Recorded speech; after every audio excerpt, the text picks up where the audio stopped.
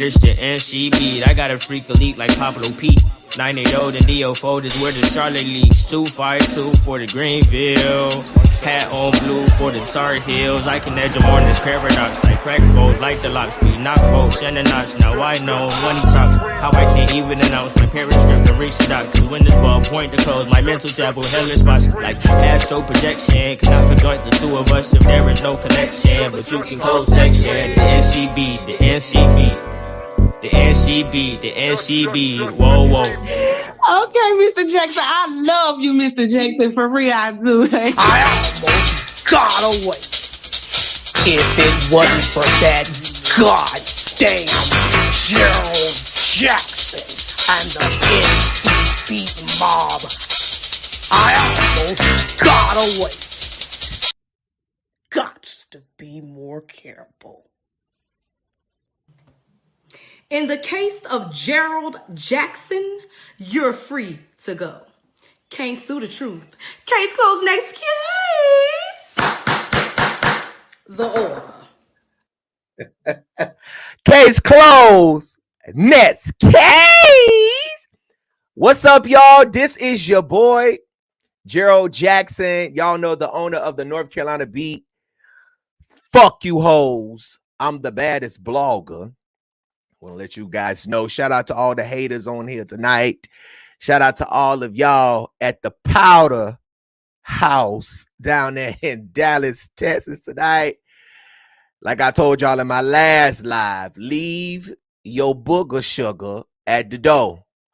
To all my moderators in here tonight, I need you to block on site. Okay? If anybody get to acting crazy, block their ass on site tonight. All right. We will not have no stragglers around on here tonight. All right. If you're watching for the first time, thank you so much for tuning in to the North Carolina Beat. Here we are again. Here we are again dealing with injustice. And you know, one thing my Aunt Kaya always said was, but I tell you, this woman came up with this. She said, don't trust no nigga and don't trust no Christian. And tonight, T.D. Jakes and Serita Jakes and Cora Jakes, y'all is on the show. And everybody got a nerve. Y'all, everybody want to talk about lead the bishop out of this. Lead the bishop out of this. Don't come for Mr. Reader. Leave them alone. Leave him alone. No.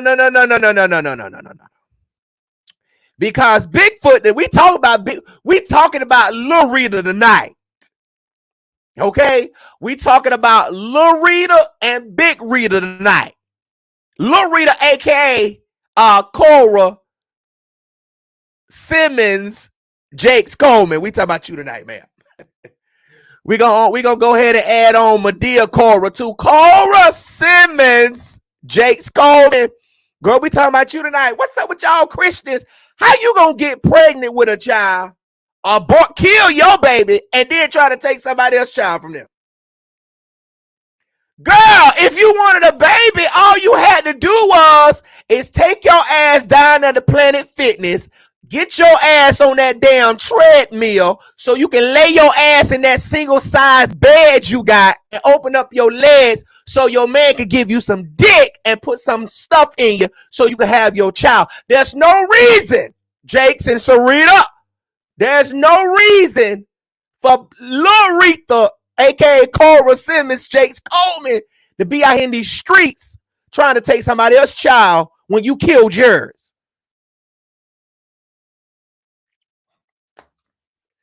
Now, we will not be taking no communion on tonight. No communion on tonight. Because I have a mother on here tonight who's going to tell her story about how this woman, we're going to bring Miss Michelle Lau up in a few minutes. I'm just still giving house rules, laying house rules down tonight. Amen. If you are old mother, if you have children, put them under the bed tonight. Okay. Put the children under the bed tonight. Okay. Put the children under the bed tonight. Okay, let me see. We got 1,029 of you watching on the North Carolina Beat Facebook page. Let me see how many we got over here on YouTube. We got 233 on YouTube. Listen, y'all like and share this video. Let's get this up to 130 shares, because what the Jakes family has done to this mother, y'all need to share this, and y'all need to tell somebody this is what they doing. So when y'all hoes go up there down there to the pod house, make sure you pass Jakes a note and tell him to tell his Bigfoot ass, tell his daughter to get this woman her child back.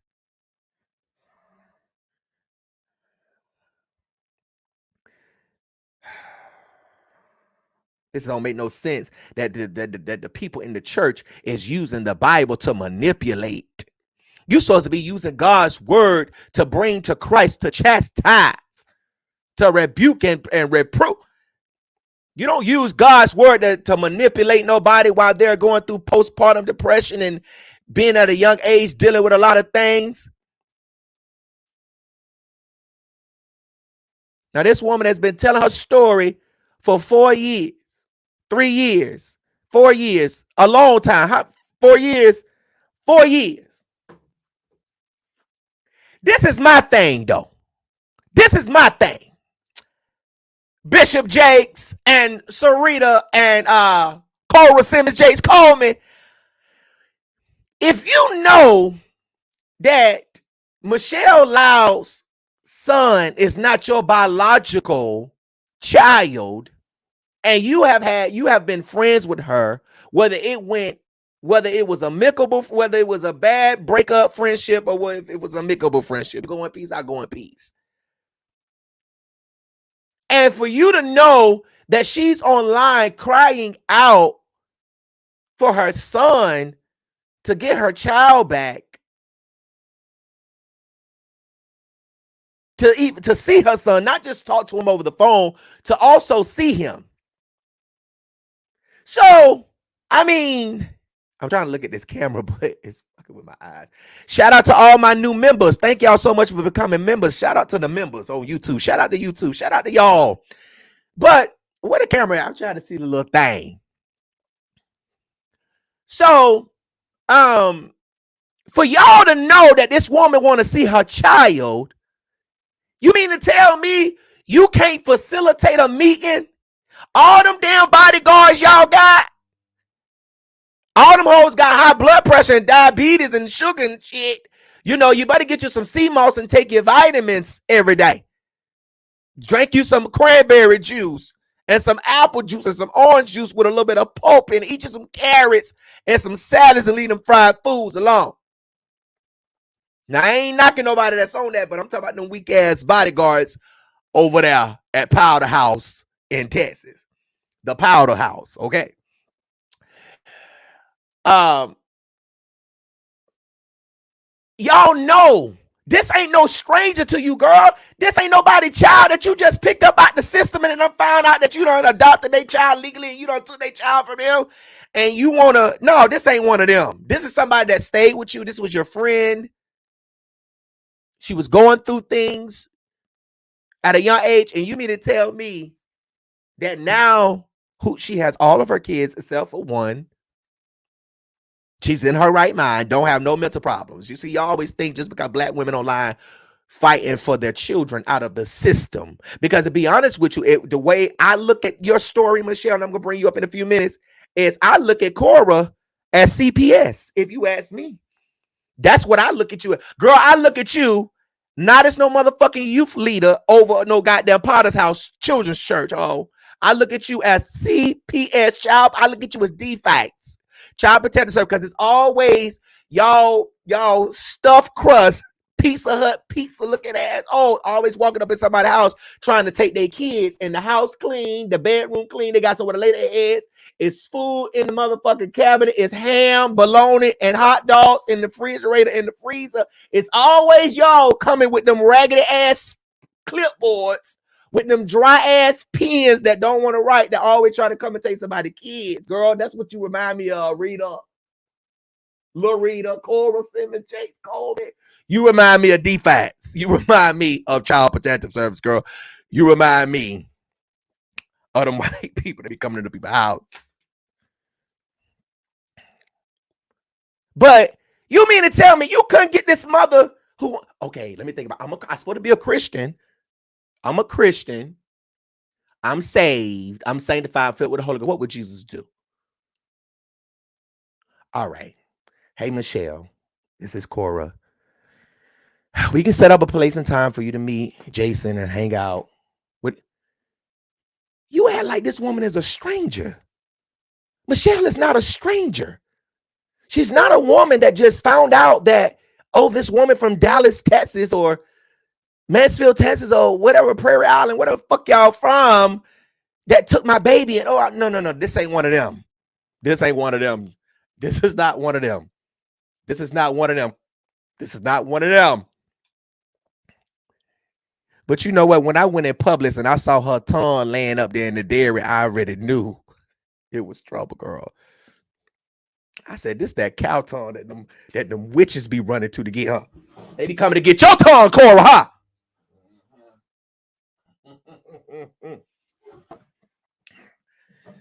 So listen,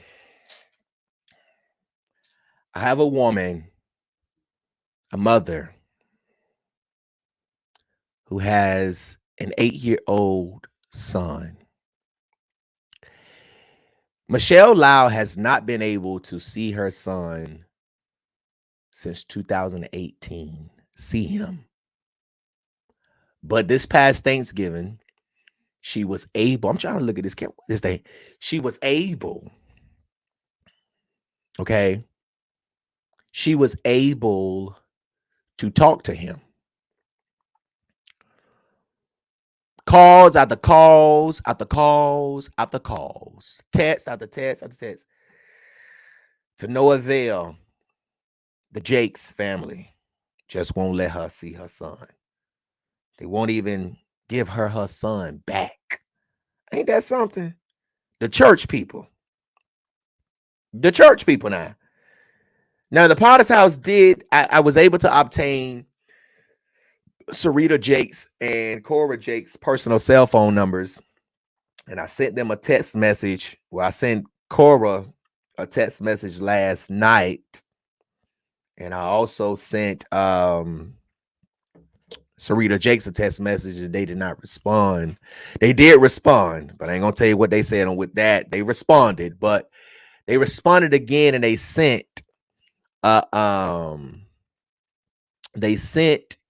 in a statement which doesn't it does not address Cora Jakes manipulating this woman and taking this woman's child.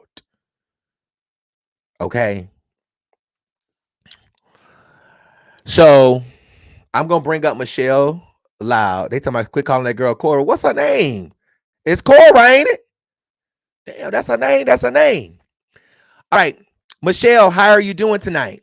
I'm good. You look wonderful and beautiful. Thank you.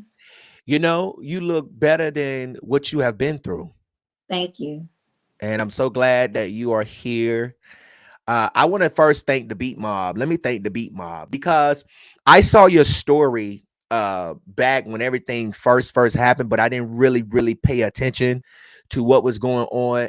And until recently, my followers started tagging me. And I was like, I remember this story because I remember that Cora Jakes, ex-husband, Richard Brandon Coleman, had been arrested for allegedly assaulting one of the adopted daughters of the Colemans. And in a statement today that the Potter's House sent me, was addressing that.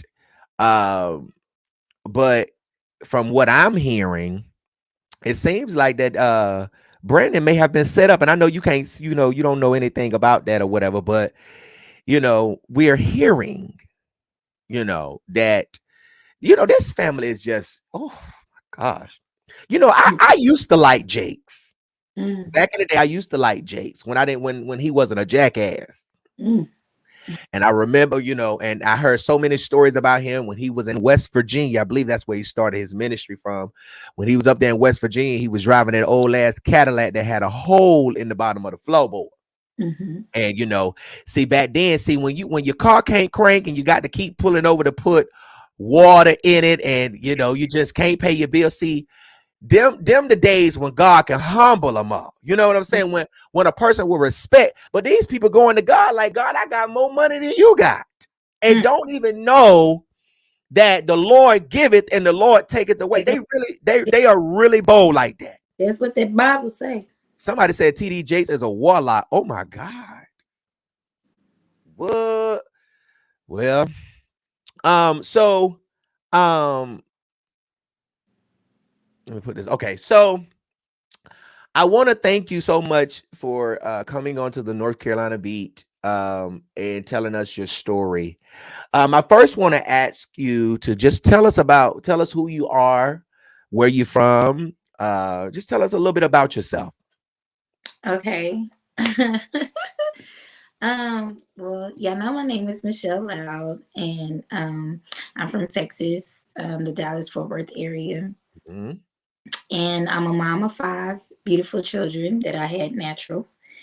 And I'm also a licensed hairstyle cosmetologist, and yeah, I'm really a mom. You're Like, really a mom. Yes. I work, but motherhood for me is everything, and Right. that's really it. I mean, I socialize. I like to have Mhm. fun. I'm outgoing. I'm very intelligent. I'm very well educated. Yeah. And nothing is wrong with you mentally. No. Exactly. Because Listen, honey, listen. Ain't shit wrong with me mentally, come okay? on. I Right. am fully sane in my sound mind. I've never been institutionalized in Mhm. nobody's hospital. I'm not mentally unstable. I'm not any of those things. Right. Any of those things. No, I'm not. I'm not. Right. Absolutely. Um, so how did you I want to get right into things. I'm not an interviewer or a reporter who like to be long and drawn out. Mhm. Um, so I want to get right into things. How did you come about becoming a member at the Potter's House? Well, we were going to the Potter's house, like visiting the Potter's house, and they have a youth dance ministry called Revelations, Hmm. and it was this lady named Miss Jasmine there, and somehow, well, we can go back. We can go all the way Go back ahead. to the beginning. Hmm.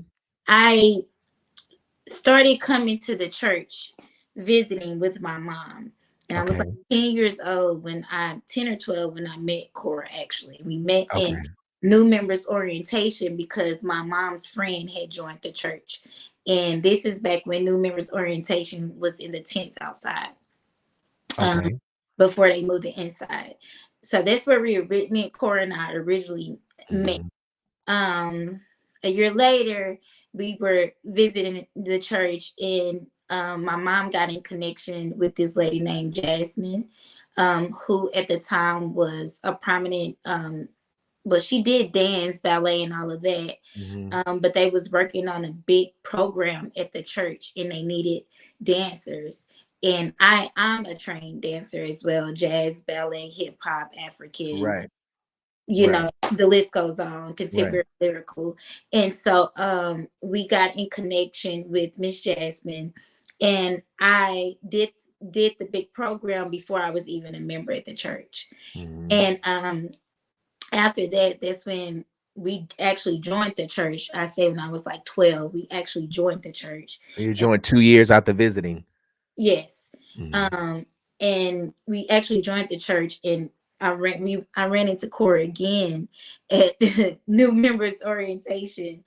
And from there we just we started a friendship. So why was she in the new members class? I mean, because Cora is Cora, they roamed Okay. around the church. Right. They roamed. Right. Of course. Her and her sister, they, they Right. they had to let it be known that they were the pastor's. They were Children. PK, Yeah. pastor's children. Mm-hmm.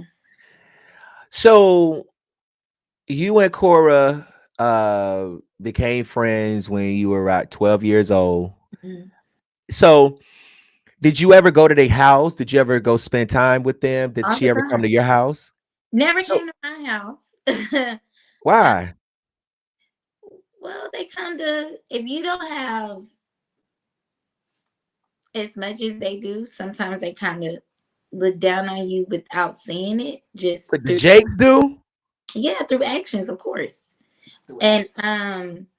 so when I would spend my time with Cora, during my adolescent years would be at the Jake's house or at church or at a church event, or if we're like going to the mall or something like that. So no, she never came to my house when I was younger, but I spent a lot of time at the estate, the property as they call it, um, with Cora and with Sarah. Right. So you were in the so were you so um was Bishop T.D. Jakes and Serita Jakes around when you were, I mean, where were y'all at in the house? Like, were you guys always in the room? Were you doing family things with the Jakes? Or how was that? Not family things. Or you Well, they had their own house on the property. So Bishop and First Lady and Dexter stayed in the main house, is what we call it. It's like three houses on one property. They have all this land, and then they have like a farm in the back, like with animals and everything. And they also have like a salon house or something like that. Mhm. But we would spend a lot of time we would spend time in Cora and Sarah's house, and Sarah had Malachi as well. So Malachi had a room in their house on the property, and that's where we would spend our time. We would go to the main house seldomly, but it wasn't like you go over to the main house and kick it and chill. Wait, so and how old were you at this time? This And is so when this is 12, between 12 and 16, 17 years old. and how old was Cora? How old Cora, is Cora? Cora is, I believe Cora is born in 87 or Okay. 88. So she's like a year or two older than me. Okay. Okay.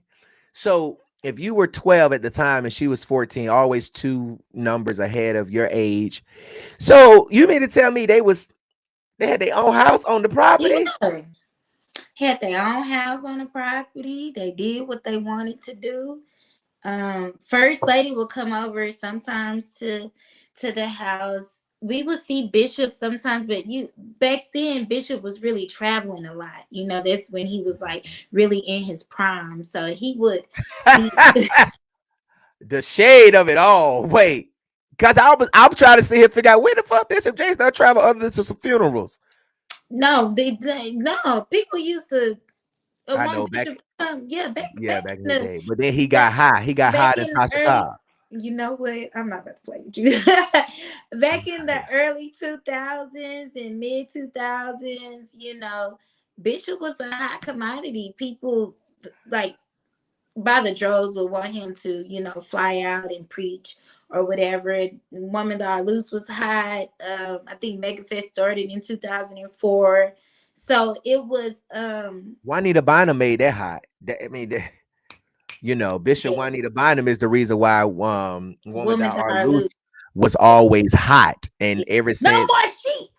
listen, ever since, and I know this is a sidebar, y'all excuse me, but you know, Juanita did her best, and I don't condone domestic violence. Don't get me wrong, but I believe Juanita Bynum did her best preaching when Bishop Wesley Weeks was going upside her head. But that's a whole nother topic for a whole nother day, you know.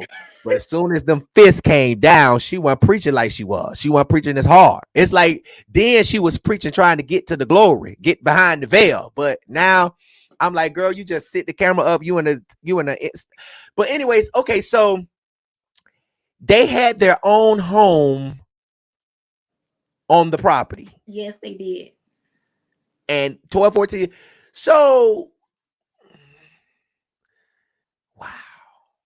Yeah. So, okay, so this is your friend at the time. Mm-hmm. This is your best friend. So how was y'all relationship? I mean, I know you go over you go over her house and hang out, but that don't really mean you really clicked up like that. People just got friends that they call because we go to church together and we sit by each other every Sunday. No, that was my friend. We was friends. We were chilling at the house. If we're at church, we're together at church. Outings, we'll link up and go to outings. We didn't have some escapades. I didn't have to ride with her because she wanted to go meet a dude in another state. And I didn't, yeah, that was my friend, honey. That So was y'all my was friend. friends. We were friends. We were absolutely, well, what I know now as an adult is I was always her friend. She was never really my friend. Yeah. Wow. Yeah. So you stayed with them, you lived with them. So when did you have your first child? I had my first child when I was 17, but I didn't stay with Cora until I was 17. I just Okay. spent a lot of time at the estate. When I was 17, Cora had moved into these apartments in DeSoto and she had a roommate. I don't want to put her roommate name out there, No, but you're fine. it was a girl. She had a roommate, and I had my oldest daughter when I was 17 years old. And Cora was a nice godmother as well, but it wasn't the same energy with Jason. Like, it wasn't the same energy at all. Right. She helped me with Anaya. Like, and Anaya was over there. Even when Cora was in between moving from, okay, she stayed in those apartments, but when Mm-hmm. the roommate decided that she didn't want a roommate with Cora anymore, Cora went and got like a big old 1 bedroom. But while we was Mm-hmm. waiting on it to get ready, we'll go back to the estate. And Right. I had my daughter then. First lady bought my daughter's first Moses bassinet. Okay. Did her Bishop and Pastor Kevin, and First Lady did the christening for Anaya. So just to give a little backstory of why I even felt comfortable taking said help from her. You know what I'm saying? Mhm. And it was never no energy of her trying to take my child. Like, she was just simply a aunt, a godmother, even to my oldest daughter, Anaya. Right. So So at the time, so you have 5 children total. So Jason is the only boy? no, I have 3 boys and 2 girls. Okay, 3 boys and 2 girls. And you have all 4 of your children now except for Jason. Absolutely. I've always had all of my children. Right. I started legally fighting for Jason in 2016. So yeah. Yeah, but So yeah, I've never let's not had custody of my children. My children have never been taken from me. There never been wars of the states. The government, federal government, has never been involved with my children. This case is not even a case of the state being involved at all. right. So before I get into that, so you were staying with you were going over at the time. So how far did your mom live from the Jakes? Probably like 10 minutes. So was she always bringing you over there when you would No, go? I ride record. Hi. Okay. So hi. I They had mean, vehicles. They had right. vehicles early. They're rich kids. They move different. So did she have her license? I believe so. I believe. Jason Serita was letting her drive at a young Cora age. had her own core. By the time she was like 15, 16 years old, Cora had her own core. You got Okay, to remember, that's Cora understandable. is like maybe 1 or 2 years older than me. Yeah. So if we left, and then we had other mutual friends that would be at the house too. So it wasn't like, Yeah. either I ride with Cora or I ride with, my, friends from the church. But yeah, Right. but by the time where we were like clicked in, locked in, moving, going through the city, you know, doing what teenagers do, she had her own vehicle. Right. Yeah, because I got my driver license when I was 16 years old. Um so I understand that part. So how was your relationship with your mom? At what point in time? At the point that you're going over to Cora's house, the point that the part that you're going over to Cora's house and you began to start staying with her, um, or what have you. At that point, I guess let me rephrase that question. yeah. I guess because what I'm trying to get at is okay. So let me just go this way. So when you and Cora were friends and she was there with you when you had your first child and then your second child. So Jason is what the Jason Jason is is the fourth born. he's the fourth born. Okay. Mhm. So when you had all your three children, excuse all your four children before, well, he's the fourth born. So before you had Jason, you and all of your kids were going over at Cora's house, right? No. So let me tell you. Okay. Cora was Anaya's godmother. Okay. Okay. My firstborn and my secondborn are 5 years apart. Okay. I ended the friendship with Cora because she will always get in trouble and she will lie on me and our other friend, who's still my friend, Ashley. Mhm. And it was what was the nail in the coffin for me at that time was when she was hot in a tail behind some boy she met on Facebook, and being ride or die friends that we are, we rode with her all the way to Kentucky, unbeknownst to us that she had lied to her parents and told her parents that she had a nanny job. She used to do nanny work as well. Mhm. And She how old were y'all at this time? had 17. I was 17. Yeah, y'all doing all this at 7? Okay. Listen, Cora is a year older. Cora is older than me. Go I ahead was now. I was the youngest in the bunch. But she convinced me and Ashley to go with her because by this time she's no longer living in the apartment. She's back at the house. And so she really wanted to go see this boy, but I think she was in trouble or something. They said that she couldn't leave or something like that. So she concocted a plan to say, you know, that she had a nanny job. And I guess for me, I can't speak for Ashley. For me, I didn't want a person I call my friend to travel like that by herself. So I was just, you know, Mhm. being a friend, like, Right. okay, girl, I'll ride with you, whatever. Right. So we get down there, you know, by the time we coming back, the boy had already broke up with her on Facebook and everything. So Mhm. but while we're down there, she gets a call from Sarah. Sarah is calling me, Sarah is Mhm. calling Ashley, Sarah is calling Cora because Right. they have a GPS tracker on her car. Right. And so they tracked her where she was, and basically we had to come back. And when we came back to Sarah's house. That's when she was with Robert Henson at the time. And we came back to Sarah's house, and I remember First Lady coming in and everything like that. And Cora just basically put it all on me and Ashley. And that solidified to me why it was kind of a sting when it came to First Lady and I. Cora just always lied on us for Right.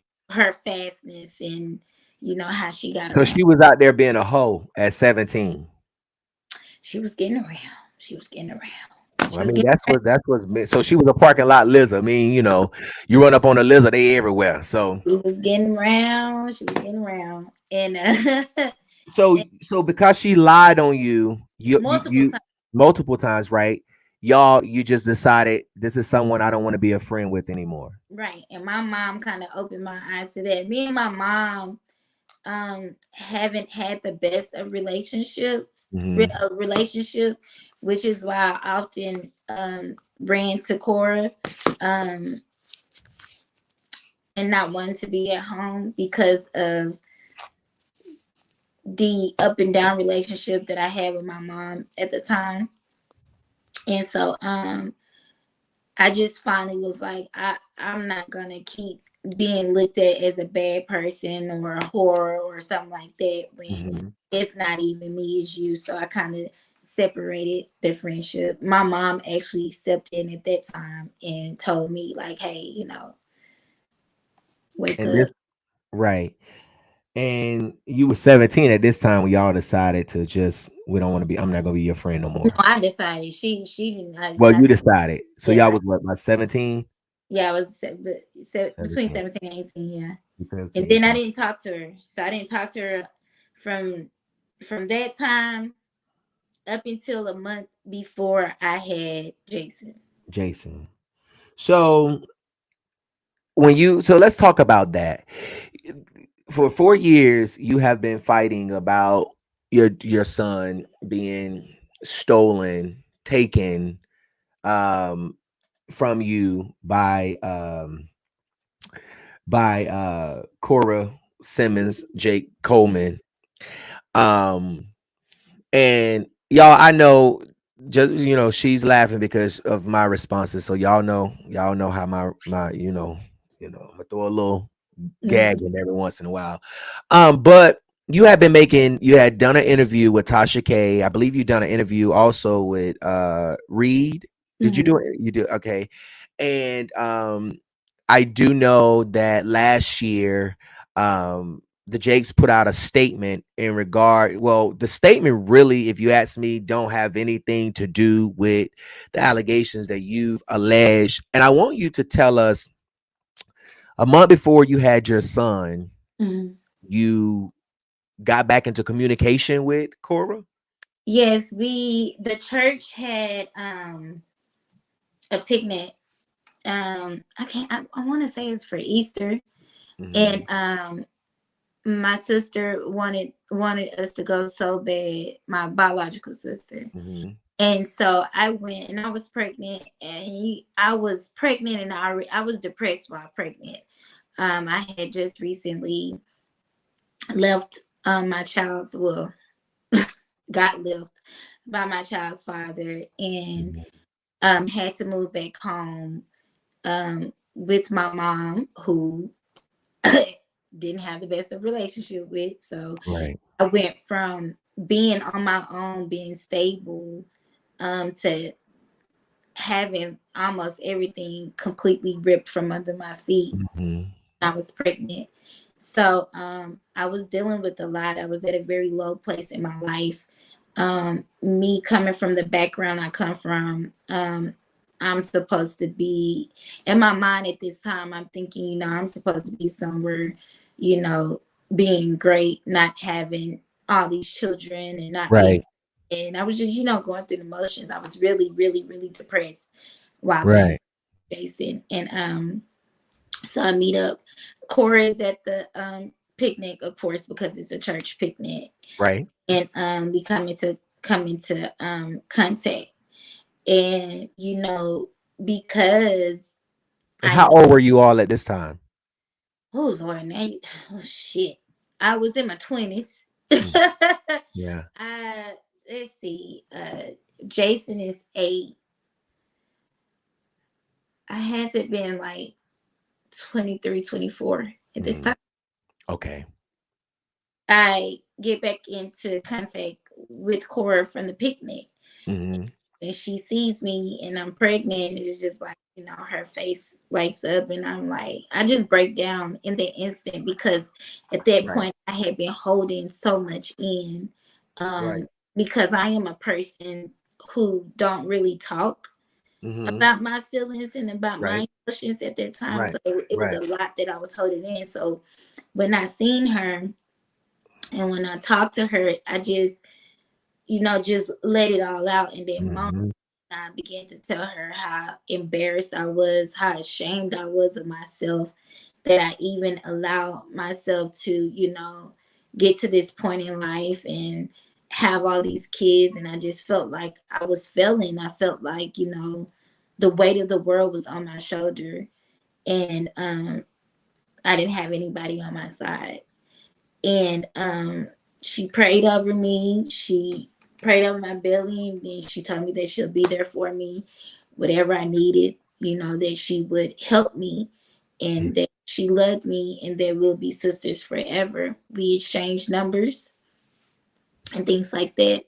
So when I went into labor to have my son, I did not want to be at the hospital by myself. My mom couldn't go with me because my other kids was at the home with her, and they couldn't live by themselves. And I don't think my mom had a vehicle at the time. Right. And so I had to ride in the ambulance. So when I went into labor, I called Cora and I said, "Can you please meet me at the hospital? I'm about to have my baby, and I don't want to have my baby by myself." Right. And she came to the hospital. She was there before the ambulance even got there. Like, she Yeah. was beating like a light bulb. So she came to the hospital, and in hindsight, looking back on it, I see what she was doing from the very beginning. But at that moment, I was so deep into my depression, and then immediately after having him going into postpartum depression, I couldn't see it. When she was there, like, she held Jason all the time. She didn't put him down unless I had to feed him. Unless it was time for me to feed him. Any type of bonding moment that I could have to, you know, just settle my mind, she made it as, "Oh no, I got the baby. It's okay. You get some rest. You get some rest." You know, things like that. I was very emotional. I cried every day I was in that hospital, damn near all day.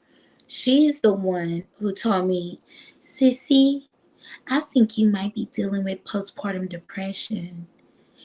And then told the nurse that I was dealing with postpartum depression.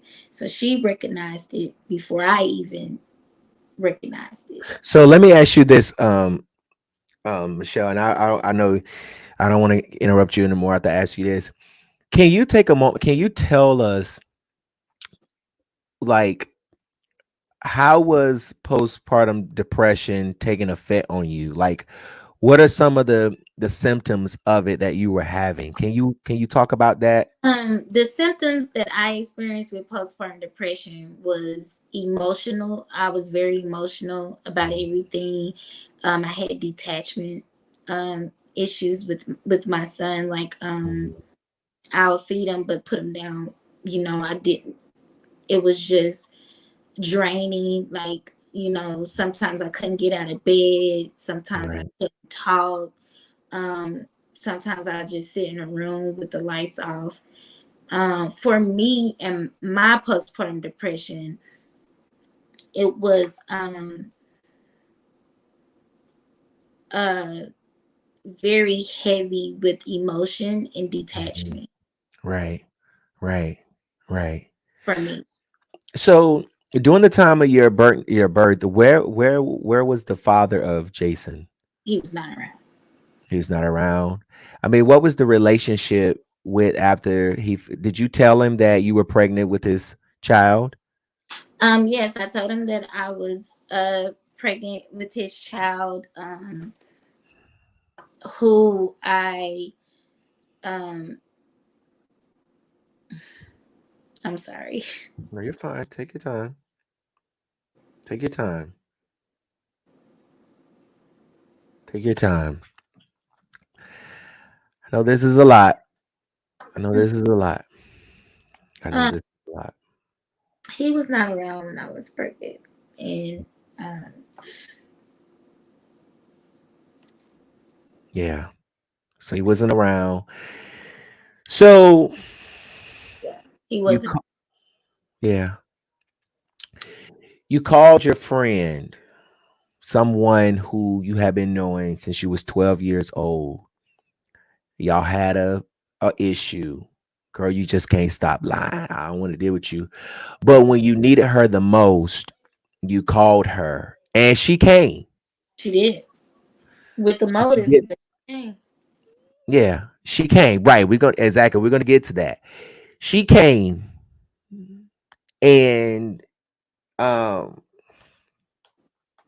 and it's so, you know what, Michelle, let me say this because I've had a friend that, you know, and I don't bring it up because I let the past be the past, but I had a friend, and let me just say, you know, it's easy to call someone that you're comfortable with and that you know despite of what y'all been through. You know what I mean? Yeah. And when you have love for a friend, you know, despite of what you've been through, um I feel like that in hard times they'll still come back around. You know Mhm. what I'm saying? And they'll help you. And in this situation, this was one of those situations. You know what I'm saying? You weren't wrong. I just don't want to be lied on a lot of times. You know what I'm saying? Or I don't want the bishop and first lady to think I'm causing all these troubles with their daughter or whatever the case may be. So you call Cora, she comes, she's picking up the child, Jason, your baby Jason, your son Jason, because at this time you're dealing with postpartum Mhm. depression, right? So where's mom at doing this? I know you said she didn't have a vehicle. Was this during the time that you The guys wasn't good? um our relationship was up and down. So Right, sometimes we're good, sometimes we're not. right, right. Um, but the whole time I was in the hospital, my mom was not able to come to the hospital because she had to care for my other children. Mm-hmm. Um, she didn't have a vehicle at the time. Right. Trying to think if she ever did come to the hospital. I can't remember. I know my aunt Mm-hmm. Shay did. My aunt Right. Shay come to the hospital, and Jason actually had to be in the NICU for a day or two because he had Mm-hmm. jaundice, and they just had to check on him because Right. I told you I was dealing with depression. Even while he is the only child that I carried that I did not have prenatal care for. Okay. Right. So when and I was homeless when I was pregnant with Jason. I was living homeless in a sense of not having my own place to stay. Right. So I was, in between my mom's house, or I might Mm-hmm. go to a hotel. I had tried to work things out with my kid's dad and moved back to the city that he stayed in, and Mm-hmm. it was It was that. a lot. Whew, Yeah. it was a lot. It It was was a a lot. lot. So my mom wasn't even there while being Mm-hmm. pregnant. Right. So yeah, my mom wasn't able to come up. If we're being brutally honest, my mom never really cared for Cora. Yeah. Right. And if we're also being brutally honest, during the time that Cora was helping me with Jason, she did everything that she could to keep in my mind the type of relationship that I had with my mother, to keep me from listening to the sound wisdom that my mom was trying to tell me, and that I couldn't listen because You had Cora in your ear. yeah, they So manipulated in my ear. so what was some of the sound wisdom that your mom was giving you that Cora was telling you not to listen to? I don't need to get no help from her. I don't need to be over there. I need to get my baby and come home, and Mhm. this is a family. We are a family, things like that. And Michelle, don't get sucked in, and you need to listen to your mama. Oh, I Right. wish I would have listened. So let me ask you this. So when you're at the hospital, you leave the hospital and you go back to Cora house. Where do you go when you leave the hospital after you had Jason? Yeah, I went to Cora's house, You but in I Cora didn't. house. I wasn't staying with her. We You were just The day I left the hospital is the day she brought Brandon. And let me just clarify this right here, right the fuck now. Brandon Coleman is not my child's biological father. I did not have sex with Brandon Coleman. I've never had sex with Brandon Coleman. For Jason to be his son biologically would mean that I had intercourse with Brandon during the course of their marriage. I've never had sex with any type of married man, let alone Brandon Coleman. So let's just get that clear, because a lot of So people tried to say that you had. So yeah, people tried to say that well, was. it's this blogger that when he turned on me because I would not give him my legal documentation. You're not a lawyer, so I'm not gonna give you that. So he went on spreading false information on YouTube that he knew was false information, and did it anyway to sabotage my story, and told me that he was gonna do it before he did it. To sabotage me, to get the public to turn away from helping me. And he went on to publicly say that Brandon Coleman was my son's biological father, because I will not tell anybody who Jason's biological father is, because he doesn't want his face publicized. So I'm going to respect him. That's his choice. That's his decision. They ain't got nothing to do with me and what I'm doing for my son. And what I'm doing for my court and fighting for my child. If you don't want to be known, you don't want your face out there, you don't want to fight publicly, that's fine. I'm gonna do what I gotta do for the child that I carried and I birthed. And so no, the first time I met Brandon was the day that I left the hospital on May 24th, 2014. So we leave from there and we do go to Cora's house. And we go to Cora's house, and I think I was at Cora's house for like 2 weeks, and then me and my baby left, and we went back home to my mother's house. Okay. So during the 2 weeks that you were at Cora house, I mean, how was it? I mean, was she still picking up the baby? I mean, how was She it? was still picking up the baby, but Jason is a breastfed baby. Right. And so I would still have to breastfeed him. And she kind of started even in those 2 weeks. She immediately started posting him in the hospital, and she just always had to take pictures with him, so if you want to create a paper trail, right, of I've always been here. So she would take pictures of him, like, just all the time. Like, I wasn't even taking that many pictures, of course, because I have other children. It's like my fourth child, you know what I'm saying? Like, you get to that fourth child, it's just like, hey baby, come on, put you on the titty, but she definitely was overcrowding the space even then. But out of the hospital, at her house for those 2 weeks, even though I was still, emotionally unavailable, to not only to myself, but even to my son Jason and my other children, I still was doing my motherly duties, but I wasn't like, it wasn't, I couldn't, like with my other kids, I had like I can't explain it, but it wasn't the same. And that was because of the postpartum depression. It wasn't the same love and caring. Not the same love, because I love them all, but it wasn't the same, I guess, caring, like, for as action, not for as feeling, but for as action. Like I said, it was detachment. I had detachment, and that's because of postpartum depression. Right.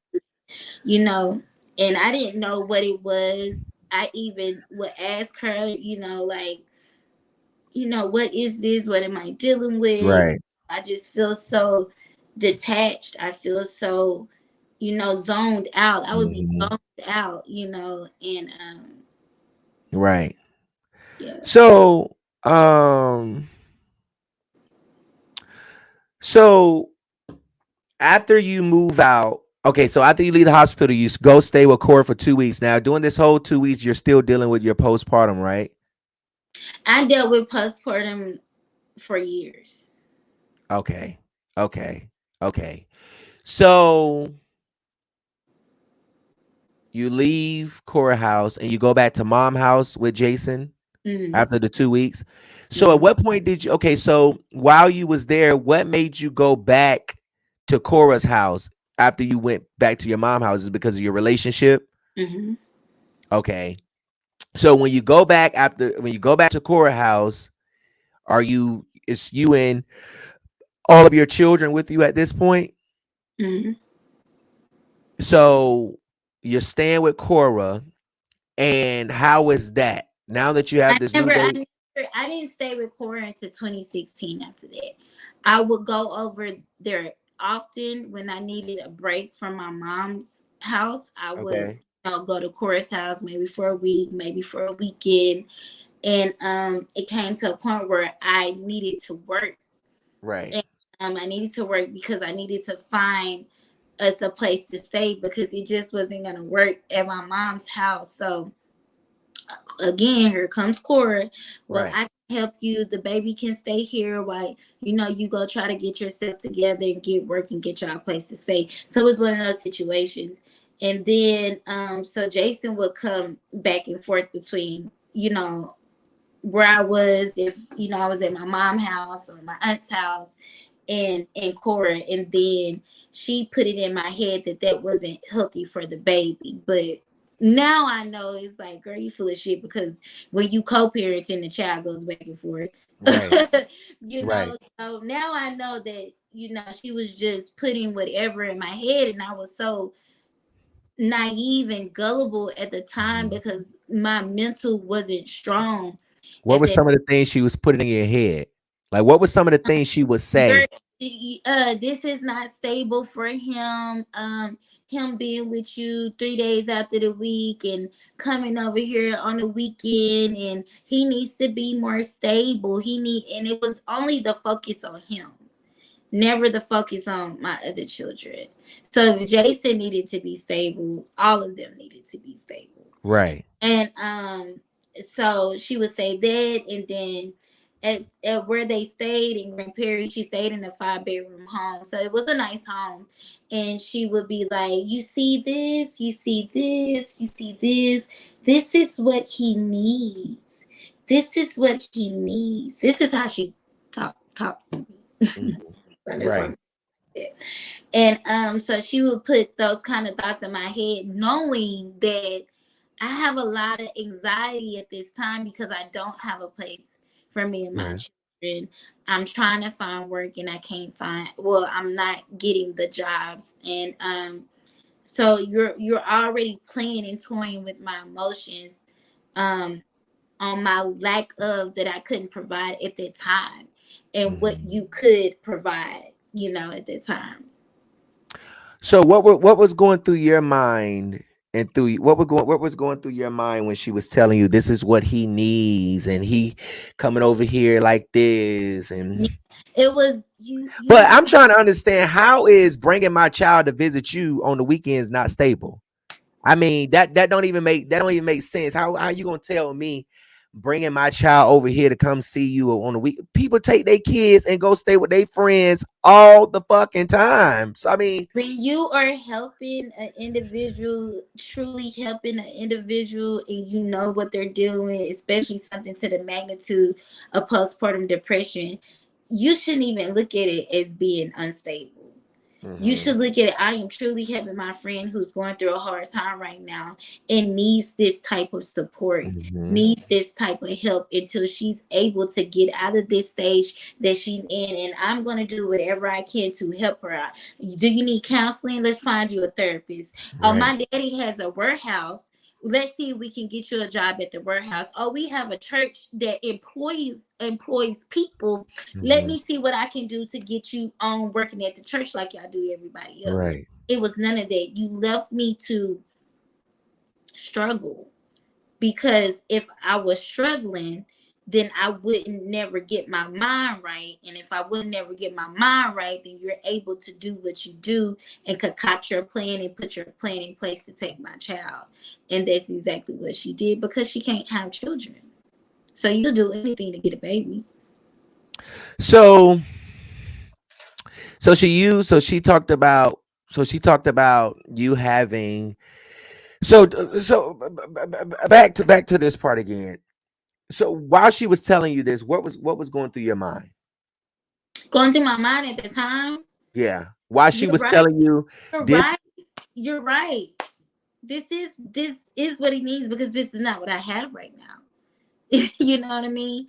Um, So you felt like that because Jakes and Cora and them came from money off of our money. Well, I ain't gonna say mine not because money, but for is listen, right. okay. I get what you're saying, but a lot of people think because you have a 7 bedroom house that you have to raise your child in a 7 bedroom house. You don't have to raise your child in a No, 7 bedroom house. absolutely. My mom had a 3-bedroom house, 1 bath. Okay. Right. Uh, no.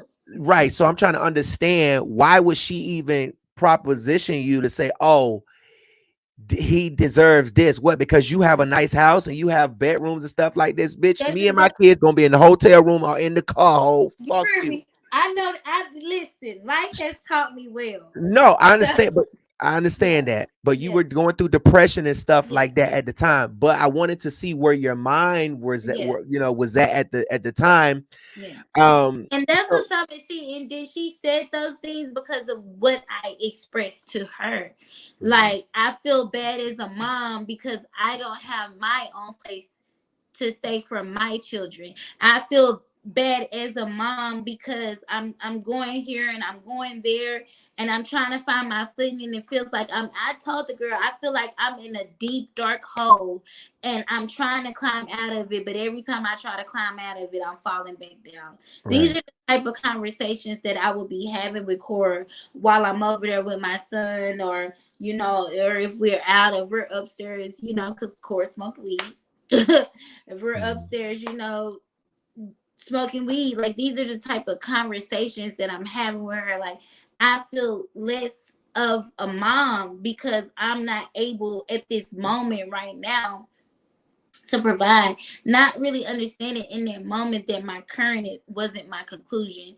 What was temporary wasn't permanent. You know what I'm saying? Mhm. And she just completely took advantage of that. So, um, after you were telling her, you're right, you're right. What happens? I mean, what happens then after these conversations of you agreeing with her in a different state of mind, because you Yeah, wasn't in your right mind, you was in a depressed yeah, mind, because people prey on people who are depressed and going through, and uh-huh, they manipulation, which is a form of witchcraft uh-huh, that people uses to play with people's minds and play on people's minds and make them believe, "Oh, girl, I'm your friend. It's Cora. I'm your uh-huh. friend. Jason can stay here. He can live with us." And then Mhm. at that time, Why you you didn't. get yourself together? Just get yourself together. Yeah, you didn't have time. Mhm. You were already, and mothers struggle like this every day, Mhm. and they struggle trying to keep the white people out their business. And Yeah. what I mean by that is, I know people right now who I support that they have about 4 kids, but when they struggle, they struggling with their kids. If me and my kids we're gonna live in the car, we're gonna make some pallets down here on this floor, and we gonna make it, and we gonna survive, and we gonna live. You get what I'm saying? Yeah. So a lot of times when you have a rich friend, or you have a friend like Cora at the time, who you can go to and say, "Hey friend, you know woo to woo woo, I'm going through this," and they're like, "Okay girl, go get yourself together and I'll take care of the kids." So let me ask you this. um why did so after you agree with what Cora is saying, what happens then? How does she start to, I mean, what happens then? I want you to tell the What story. happens then? Well, when I say I agree, I was agreeing in the sense of I do need to be able. My children do need a stable place. Um. So after that, I'm sorry. I'm nervous. I'm fiddling in my hair. So Right. after that happens, she puts her play into full motion. Um, she starts keeping track of everything she ever buys Mhm. Jason. keeping record of every time I would come, every time I would go, every time I would not show up. And the only time I didn't show up is if I had to work, because I did eventually get a job, but that job I got, I was working in a warehouse, and I was working 12 to 16 hour Right. shifts. Right. And so she started doing that, and then she told me that she needed me to sign a paper saying that he will be able to like fly with her and stuff like that. So when what I signed, you know, I don't know, I just trusted her at the time. So when I went to go sign it at the UPS store, I really didn't even look at it. I'm thinking it's exactly what she told me that it was, just a paper for her to be able to take him if I needed her to the doctor, take him to the doctor, if they wanted to go out of town, if I allowed him to go out of town with her, that they can have this paper. Later on, I found out that there was a legal guardianship paper. So she didn't tell me that there was a legal guardianship paper. It didn't even say legal guardianship on it. I didn't find out it was a legal guardianship paper until we were actually in court. Mm-hmm. And so she did that. Then she comes in and says, that's when she comes in and say, probably like, this was, my baby was born May of 2014. So she did, the first time she had me sign something was July of 2014. Okay. Mm-hmm. September of 2014, she comes back and says that, hey, I had to add something else in. We need to be able to if he needs to go to daycare, we need to be able to take him to daycare if need be. Are you okay with that? I said, oh yeah, I'm thinking, oh yeah, that's fine, because I'm working. I'm trying to put in overtime, trying to stack up my checks, trying to get us a place to stay. And she was like, okay, well, can you re-sign the paper? I just re-signed the paper and kept it moving. Again, did not look at it at that time because I'm trusting my friend. And I know I should have read it. I should have looked at what I was signing, but that wasn't even my mind space then. My mind space was on survival mode. My mind space was on trying to work and get my kids under one roof. And I just trusted her at face value. I didn't question or second guess it. I couldn't see at that time what she was doing. So that was the second paper that she had me sign. And then once I signed that second paper, she goes into even more, coming at me. So now she's starting to ask me, now she's starting to send me things about adoption and asking me how I felt about adoption and asking me, would I be willing to give my son up for adoption? I knew enough then to say, Cora, I'm not trying to give my child up. I just need some help. I need some help mentally. I need some help physically, and I need some help spiritually. I need some resources. I just need some help, And she was like, okay. So a couple months go by, and she comes back and she asks me, and she says, if I paid you, if I gave you some money to give your baby up to me for adoption, would you do it? And I said, no. No. And then she was like, I was like, and I don't even think his father would agree to doing that. So when I said that, she says, well, do you think he'll take $5,000 and sign his rights over, and y'all let me adopt the baby? I said, no, Cora, that's not what we're trying to do. I just need some help, Kept saying it like that. So eventually she then comes in. One day I come over there, and Cora cooks all the time. So we was over there having dinner or whatever. And out of nowhere, I just started crying. Remember, I'm still in my depressive state. Mm-hmm. And I just break down and start crying while I'm And eating. just to let y'all know, sorry to cut you off, Michelle. Just to let y'all know, postpartum can last for several months and several years. Mhm. Just to let you guys know. It's not all women. Only I think it's like 1 in 7 women. I mean, it lasts that long, but I believe normally it lasts about 3 to 5 days for some women, but other women it lasts months and even years. Yeah, But I just wanted to throw that out there because I want people to understand that you're still in postpartum yes, state of very mind much, at the very much. time. So we just sitting down eating dinner, and I just break down crying at the table, like out of nowhere. And I was just start saying, like, I don't know what's wrong with me, but I need to talk to somebody. I need to see a therapist. Something is wrong with me. I can't keep going through these emotions in my brain. And she was like, well, this is what we can do. We can sit down with the computer, and I can ask you a series of 100 questions, and you just answer them. In the midst of doing that, she had already started trying to feed me the storyline that I didn't have my baby for myself, that I had my baby for her and her husband. So let me ask you. So let me stop there real quick. So after you telling her you don't want to give your son up for adoption, why did you still sit down with her? I mean, and she was still asking you, um, questions. I think she got a phone call. Why did you still sit down with her?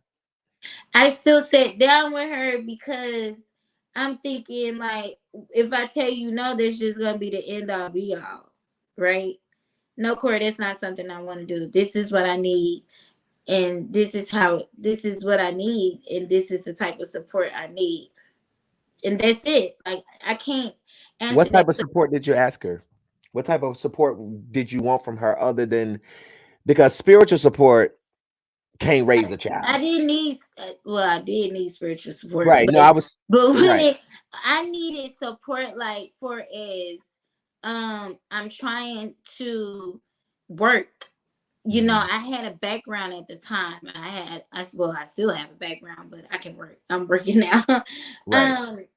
Had a felony background, and it Mhm. was fresh at the time. So when you have that type of background, I didn't have a place to stay, not because I've never been evicted. I've never even had a broken lease. Mhm. It's simply because people or properties would not lease to me because of my background. Right. So I needed support in trying to getting a place to stay. I needed support Right. in getting a job. Mhm. That's the type of help that I was seeking from her. And she told me, well, I'm gonna get you on at the warehouse at the TDJ at the well, you probably don't know, but the Potter's Mhm. House have a warehouse in Dallas, Texas. Okay. And she kept promising me that for months while knowing I'm out here looking for work.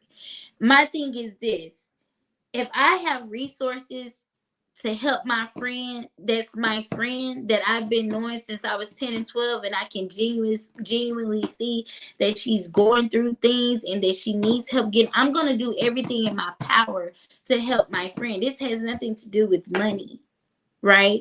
This has everything to do with being a genuine person to the people that you say you love and that you care about. I didn't ask her for money. I asked her for help. Help me get a job. I'll work myself, but can you help me get a job? You know what I'm saying? I don't need you to sign my name on sign your name for me on a lease, but can you help me, find somebody that will lease to me? Because you Mhm. have resources, your family has resources, your uncle has, your dad has a houses in Cabela Park. They own multiple houses, they have the whole real estate business. I'm not asking you for no damn handout, I'm asking you for help. So that's what I mean by help. And The resources. even if you couldn't use your direct connection with your father, you have enough connection and resources that you could have outsourced to help a friend, because I've always been there for you. I've Mhm. covered you. I labored for you. I've paid your bills. I've taken care of your children. I fed you. I've done all those things. So now that it's my time, and it's just like, I don't even want Right. to. don't even go there.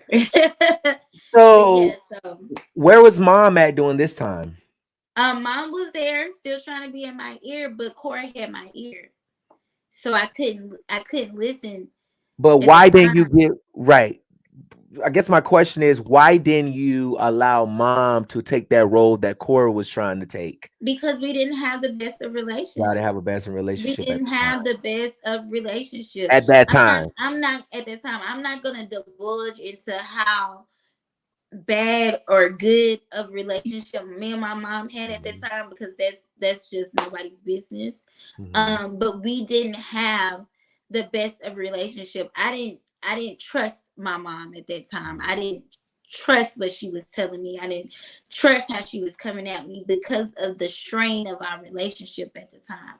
Mhm. So that's No, that's I understand. No, I understand that, but I also remember earlier on in the interview when you were saying that you and your mom's relationship was up and down. So I'm just trying to figure out at yeah. what point in this story were you and your mom on a good page? Okay, was this time you was so this time y'all was on We a was bad page? never in the course from 2014 to 2016. It was more down than up. Okay, Okay, okay, so I didn't have the ability to be in tune with my discernment to listen to my mama. right. I was blocked by everything that Cora kept putting in my head and allowing me to see my mom, in the light that Cora wanted me to see my mom in.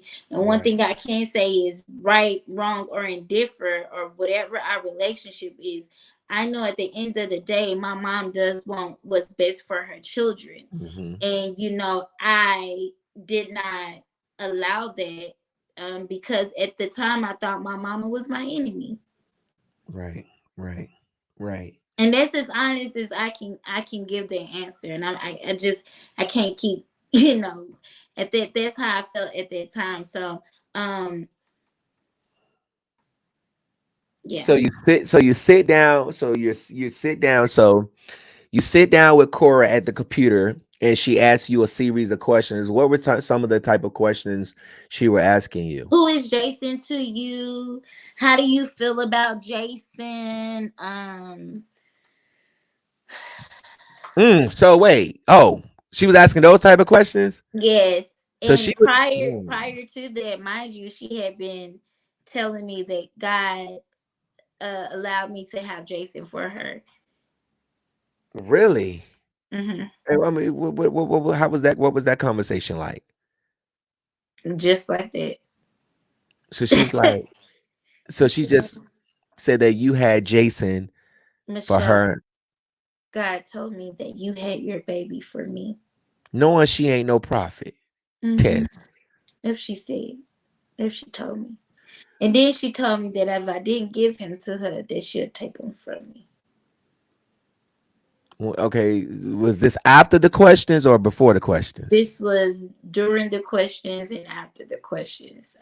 So doing the question because the questionnaire sound like to me is She she. was getting me on camera to speak about my thoughts while I was dealing with postpartum depression, is what she was doing. So she recorded you, She absolutely recorded me. and so while you were under postpartum And let me just depression, say this, she's not no licensed therapist. She's not no licensed at the time she wasn't even, I think she was a licensed minister. And that's what she told me, that that's the reason why she had the power to do that, because she was a licensed minister, and that she could counsel me. She could be my therapist. mhm. Hmm. So she did that to get into my thoughts, to get into basically how I was feeling at that time, and it wasn't even how I was feeling. That was depression. So so when she was asking you these questions, what were some of your answers? For example, one of the questions was, "How do you feel about Jason?" What were some of the answers?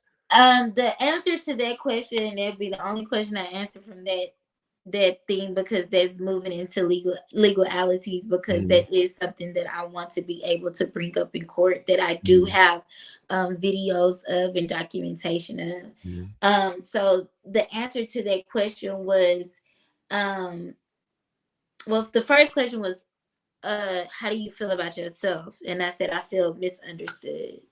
I feel ashamed. I feel embarrassed. I feel like I'm not worth anything of value right now in my life. When it came to the question about who is Jason, I said that, Jason was my fourth born son. And while I'm talking about Jason, she's standing in the corner, basically, scolding me with her eyes as I'm talking about Jason. And I'm saying, that he's basically my fourth born son. And, you know, um, I said things like, if it wasn't for him, I really don't know, where I would be right now. Because that pregnancy, even though I was going through a lot, it really did keep me from losing my mind completely. But those are the things that I said, that, I'm struggling with knowing if I had my son for me, or if I had him for Cora and Brandon. Right. And so all while you're giving these answers, she's standing in a corner. So who was conducting the test? I mean, She the secret. Oh, okay. So she was in the corner doing all of this, Mhm. and she was scolding you with her eyes. Mhm. So after y'all do the questioning, what happens then? After we do the questioning, that's when she amps it up even more. Um, that's when she kind of starts blocking me from coming to the house as much. Um, it But you was still have Jason at this time while this is going on, right? Yeah, this was almost a year after he's born. Okay. And Right. Right. So what I'm asking is, after you guys do the questioning, you said she starts blocking you from coming over to the house. right, because Jason is at her house. Jason Oh. is at her house. Yeah, Jason is at her house. So she starts blocking me from coming to the house, or just not answering the door. Like, it's been multiple times my sister's taking me over there, and I'm bringing diapers, I'm bringing wipes, I'm bringing formula, because I'm gonna take care of my children. That's just Right. period. And so she made it to where it would look as if I was not trying to be there, like I just didn't want my child at all. And she starts blocking me from coming, just not opening the door. The friendship started to turn. It started to turn. And even then I was still blinded then. um Right. I didn't fully open my eyes fully until I moved in with her, and it was January of 2016. We can go back before then.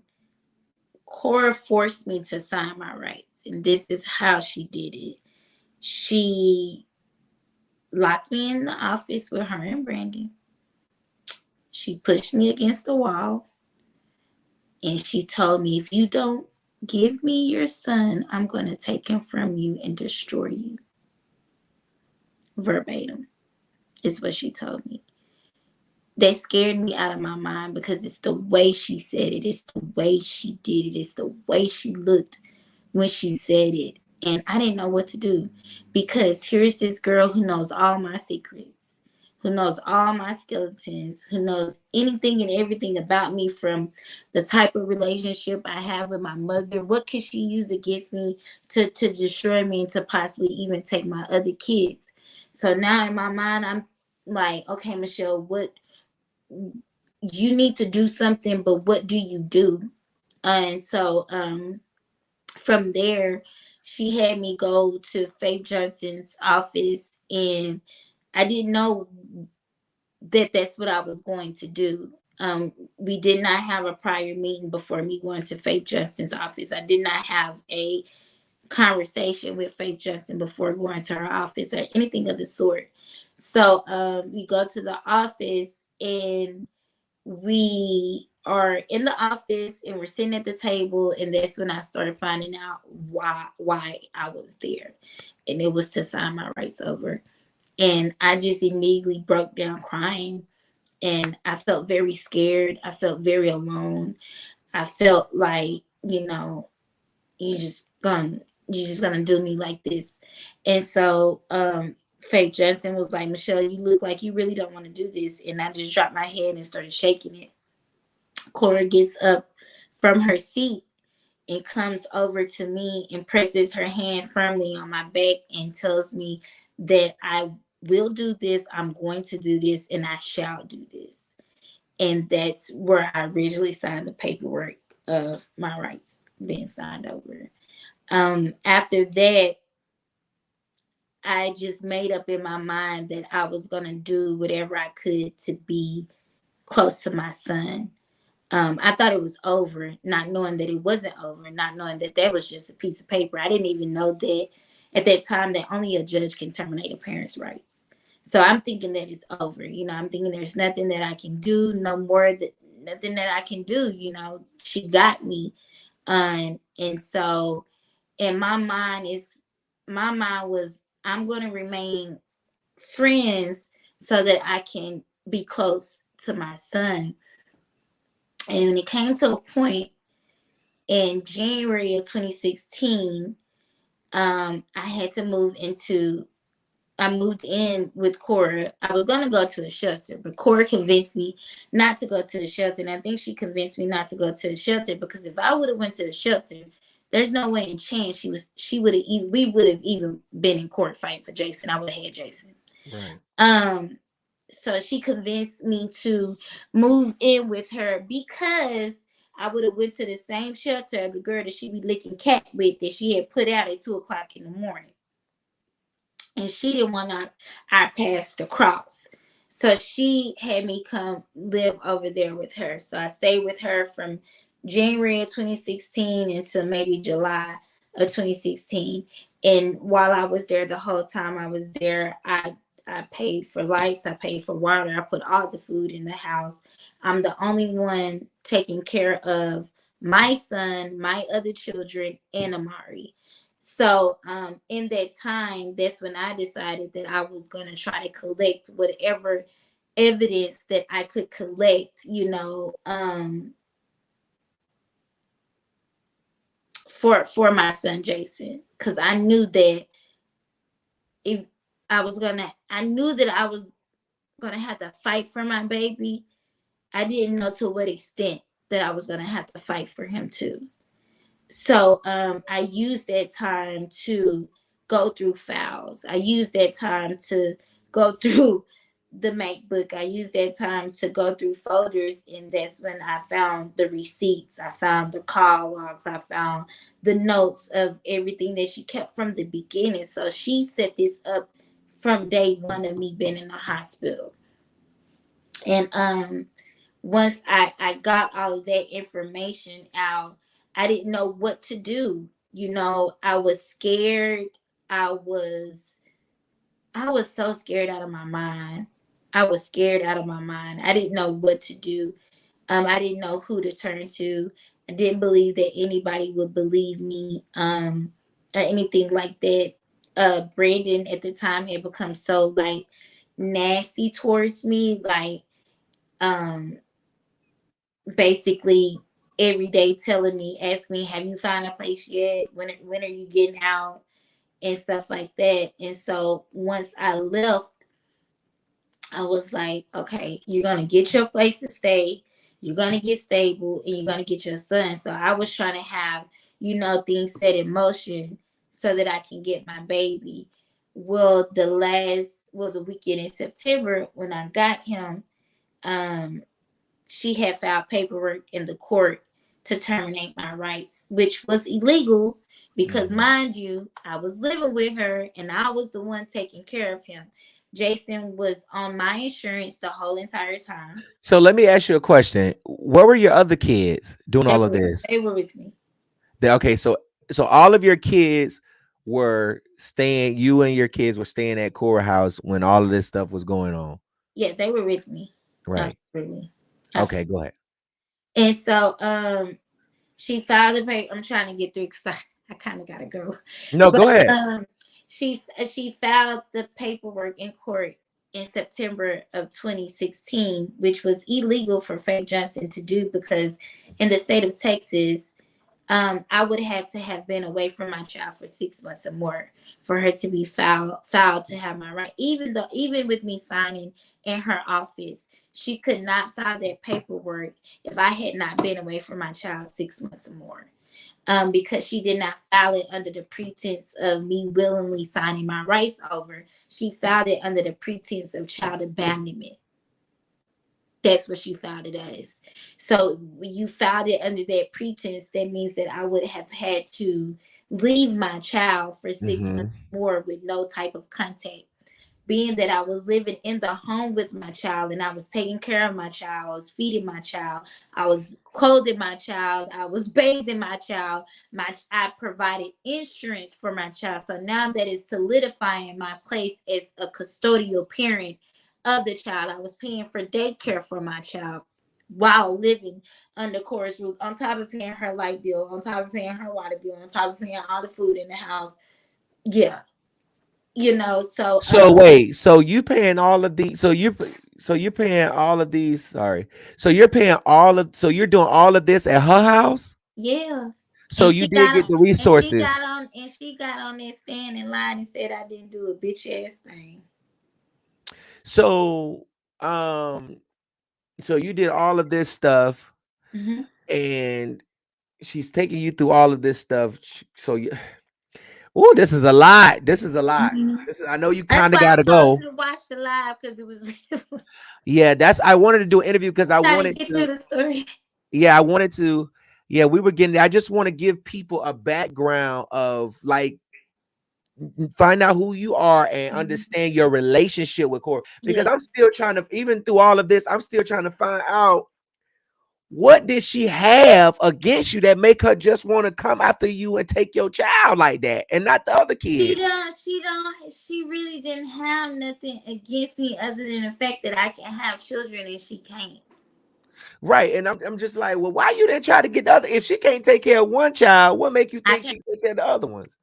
Yeah, but she preyed on my vulnerability, and I don't think that she counted on me waking up out of that depressive state of mind.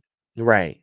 So when did you wake up out of that depressive state of mind? I fully woke up when I was living there, and I started, seeing the evidence and seeing the plays and seeing what she was doing. I just had to, in my mind, I was trying to figure out, okay, how do I get out of this now? How do I maneuver through this, and what legally can I do? Because like I said, I went to the office and signed my rights. I'm not knowing that I still had my rights. I still fully had all of my rights, even when I signed that paper. Yeah, because a judge has to rule on that. A judge can only, I could have took my baby at that house and left and never looked back, but I did not know that at the time. I thought, well, bitch, you didn't.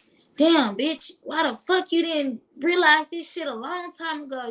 So those were the type of thoughts that was going through my head while living in her home. Now it's like, okay, now what the fuck are you gonna do? How the fuck are you gonna get out of this? How the fuck are you gonna get your baby? Right. So that's how it was. Yeah. So you're saying, so y'all was in Judge Faith Johnson? Yes. Judge Johnson. Okay. Well, we call her a judge because she used to be a judge. At the time, she was an attorney. Okay. Yeah. Okay, got you. So she came up to you and put her hands in your back? Cora did, yes. Cora did. Yes. And she told you, you better sign these papers. Give me your son or I'm going to take your son away from you. And you were still in this state of postpartum depression at the time. I was mentally not strong. You were mentally not strong. Yeah. I was mentally not strong. Like if the people that know me know that I wasn't mentally strong, because in real life I don't take no shit. Yeah. In real life, I don't take no shit. So for me to be in that state of mind, like I was not mentally strong. But yeah, Mhm. but we ended up going to court because when they filed the paperwork that they filed, I immediately rebutted. Okay. Immediately, I wrote the judge a 3-page letter telling Okay. the judge everything that she had did to me, everything that she had said to me, everything that she had made me sign. I set up the whole play in the letter to the judge. And that judge was not supposed to even let this go to trial, to even have a court. Once I said, this is not what I want my child, and I have not abandoned my child, and I've provided proof that I was in your home, that was supposed to be it. That was supposed to be it. And that's not what happened. They paid my lawyer to throw the trial in court. They paid the judge to allow Who the paid your lawyer to throw the trial in court? them people. Bishop T.D. Jakes and Serita Jakes now? Absolutely. Allegedly. When Serita can look me in my face and tell me after trial that you believe me, she What looks. did she believe you about? She believed me about everything that I said that Cora did. Mm-hmm. And how Cora went about it. She said that she believed me, Bishop believed me, the whole family believed me. But they had to stand beside their daughter because it was ultimately her decision. So when you can look me in my face and you can tell me that you believe that I was manipulated, you believe that I was coerced, you believe that I was put under duress, you believe that your daughter forced me to sign paperwork, forced me to sign documents, you look me in my face and tell me that. But yet you elevate her in the church, you go from a children's minister or a children's director to a children's minister to an elder to the children's pastor. That's pay. That's pay elevation. And you did this all in the course of the trial of the court battle. This was a 2-year court battle. So to the people saying, she all of a sudden speaking up 8 years later. No, ma'am, no, sir. I've been talking. I've been speaking up and talking since 2016. I've been making noise since 2016. I've been talking about this since 2016. I've been fighting in court since 2016. I've been trying to get my baby back since 2016. She I've been has, like 2 y'all. years She old. has. This ain't Since new. 2016. This is She not has been nothing fighting new. for years. So to all Yeah. the people coming in from, bloggers that wanted to turn on me, this has been going on since 2016. This case started in court September of 2016. My first court date was October 25th of 2016 So in let me Tarrant ask you County this, because Court. I know you got to kind of go. So let me Yeah, I let me gotta go. let me get I'm this. sorry. No, you fine. You fine. So let me ask you a couple of more questions before you go. So during trial, what was the judge's ultimate decision was to what? The judge didn't have an ultimate decision. What happened was they did not allow me the second trial. They did not allow me to bring in new evidence, and they completely went against the law. When you have a new trial, when it's a mistrial and it's a new trial, you're then allowed to bring in new evidence. So I wanted to bring in all the evidence my lawyer didn't put into evidence like I told him to. The text messages, the emails of her constantly emailing me and sending me messages about adoption and open adoption and how I should get my son up, and me telling her, it's a letter that I sent her telling her I do not want to do this. Like, I could do this and I could do this, but ultimately at the end of the day, Jason is my responsibility. God gave him to me, and I don't want to give my baby up. I told her this, and I had it in an email, and I sent it to her. And this is the type of evidence that I was trying to get into court. Well, the judge basically wouldn't let me bring in any new evidence. So how they forced me into an agreement, again, manipulation. They presented as rebuttal evidence of me smoking a cigar. Now, it scared me because it's like, oh Lord, they got video of me smoking weed. Not knowing, Michelle, it's just a goddamn video of you smoking you smoking, but they can't say what you smoking. It ain't no video of you breaking weed down and rolling it up and putting it in there. It's just a video, you know, of you smoking. So that's how they got me to sit down and come to agreement. And because at that point, it's So they wait. So they got you to sit down and come to an agreement because they had a video of you smoking. Yep. Okay, wait. Even I'm though, confused. So you sound so. even though Cora smokes weed, we smoke. Well, but that don't mean nothing because, like you said, that don't determine. I mean, just because you're smoking a cigar doesn't mean that It's weed. it's weed. So why would you even agree? Why would you even allow them to even get you like that? You gotta think. I don't know that at that time. I don't know that at that time. You didn't know what? I didn't know that what I know now about the law. See, now I've studied the law since then. So I was representing myself pro se. So I was On the first trial or the second trial? Second trial. The first trial I had a lawyer. We didn't even get to a trial. The first day the trial was deemed as a mistrial. A mistrial. Right. So we didn't even get to a trial, the first trial. So this is the second trial. We had one day, the only person that got on stand was Cora and the doctor. And the doctor who they subpoenaed thought that she was going to testify for them, but ended up actually having my side, you know, saying that Jason was, because Cora tried to lie and say Jason was malnourished, that he was a drug addicted baby, that he was going through withdrawals, and basically the doctor was like, that's not true. Jason didn't have any drugs in his system. Jason didn't go through any withdrawals. He was never malnourished or nothing like that. And said that she heard Cora tell me that she will be there for me to help me, because that's what she told the doctor. Yeah. So the second trial, I represented myself. So I'm going into a courtroom. I don't really know the law, you know, and they use that to their advantage is basically what I'm saying. So at the time, I didn't know that, Michelle, this can't scare you, because they can't tell you that this weed, it ain't no video of you breaking no weed down and rolling no weed up. This is just a video. So this don't hold no weight in court. And not only that, she wouldn't even be able to submit that as evidence because it didn't have a month, date, and year. When you're submitting evidence to the people that might represent yourself pro se, when you're submitting documentation, your documentation has to be dated. It cannot just have a month and date. It has to have a month, date, and year. So they did their tactics to get me where they wanted me. Again, mind you, this is only 2018, you know, and I have been in a court legal battle for 2 years at this time. At this time, I was just breaking down because I just want to see my baby. I just want my baby. At that time, I hadn't seen Jason since 2016. So when we started court in September 2016, I didn't see Jason from September 2016 until April 2018. Do you know how hard that is mentally?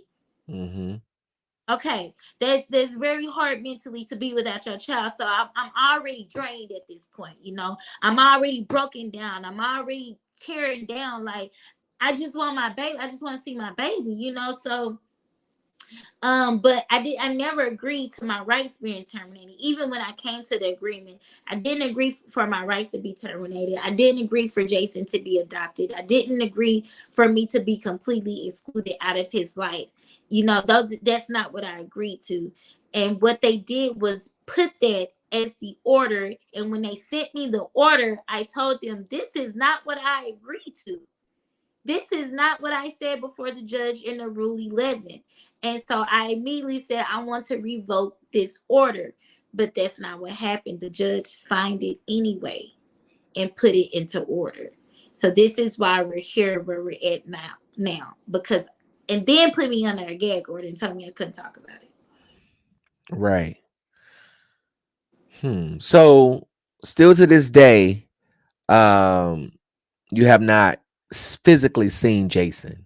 No. You've spoke with him on Thanksgiving last year, right? I spoke with him on Thanksgiving last year after I reached out to Cora. Not because she reached out to me. Right. And the Jakes are not answering their phones for you. They won't let you.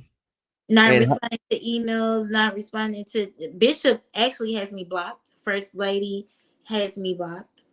Cora just unblocked me. Sarah doesn't have me blocked, and Jermaine and Jamar doesn't have me blocked. so right now you want your son back. Yeah, I've always wanted him. Yeah, I want my baby. He has siblings. I'm in a much better. I've been in a much better state. I'm not homeless. I have a 4-bedroom, 2-car garage home. I'm not. We not lacking over here. It's nothing lacking. It's nothing lacking, and we ain't been lacking for years now. Mm. And it's just been hard. It's been an uphill battle, fighting behind closed doors with these people, and then I just got fed up and I said, I'm going to tell my story. You're not going to keep my mouth closed because you want me to keep my mouth closed so that my son won't know the truth. Right. And I can't get jiggy with that because even even if I don't get him back in the way that I want to get him back, I want him to know the truth. Your mama fought for you, and your mama fought tooth and nail for you, Yeah. and she didn't give up. And this is the story. I never gave you up willingly. I never wanted to give you up.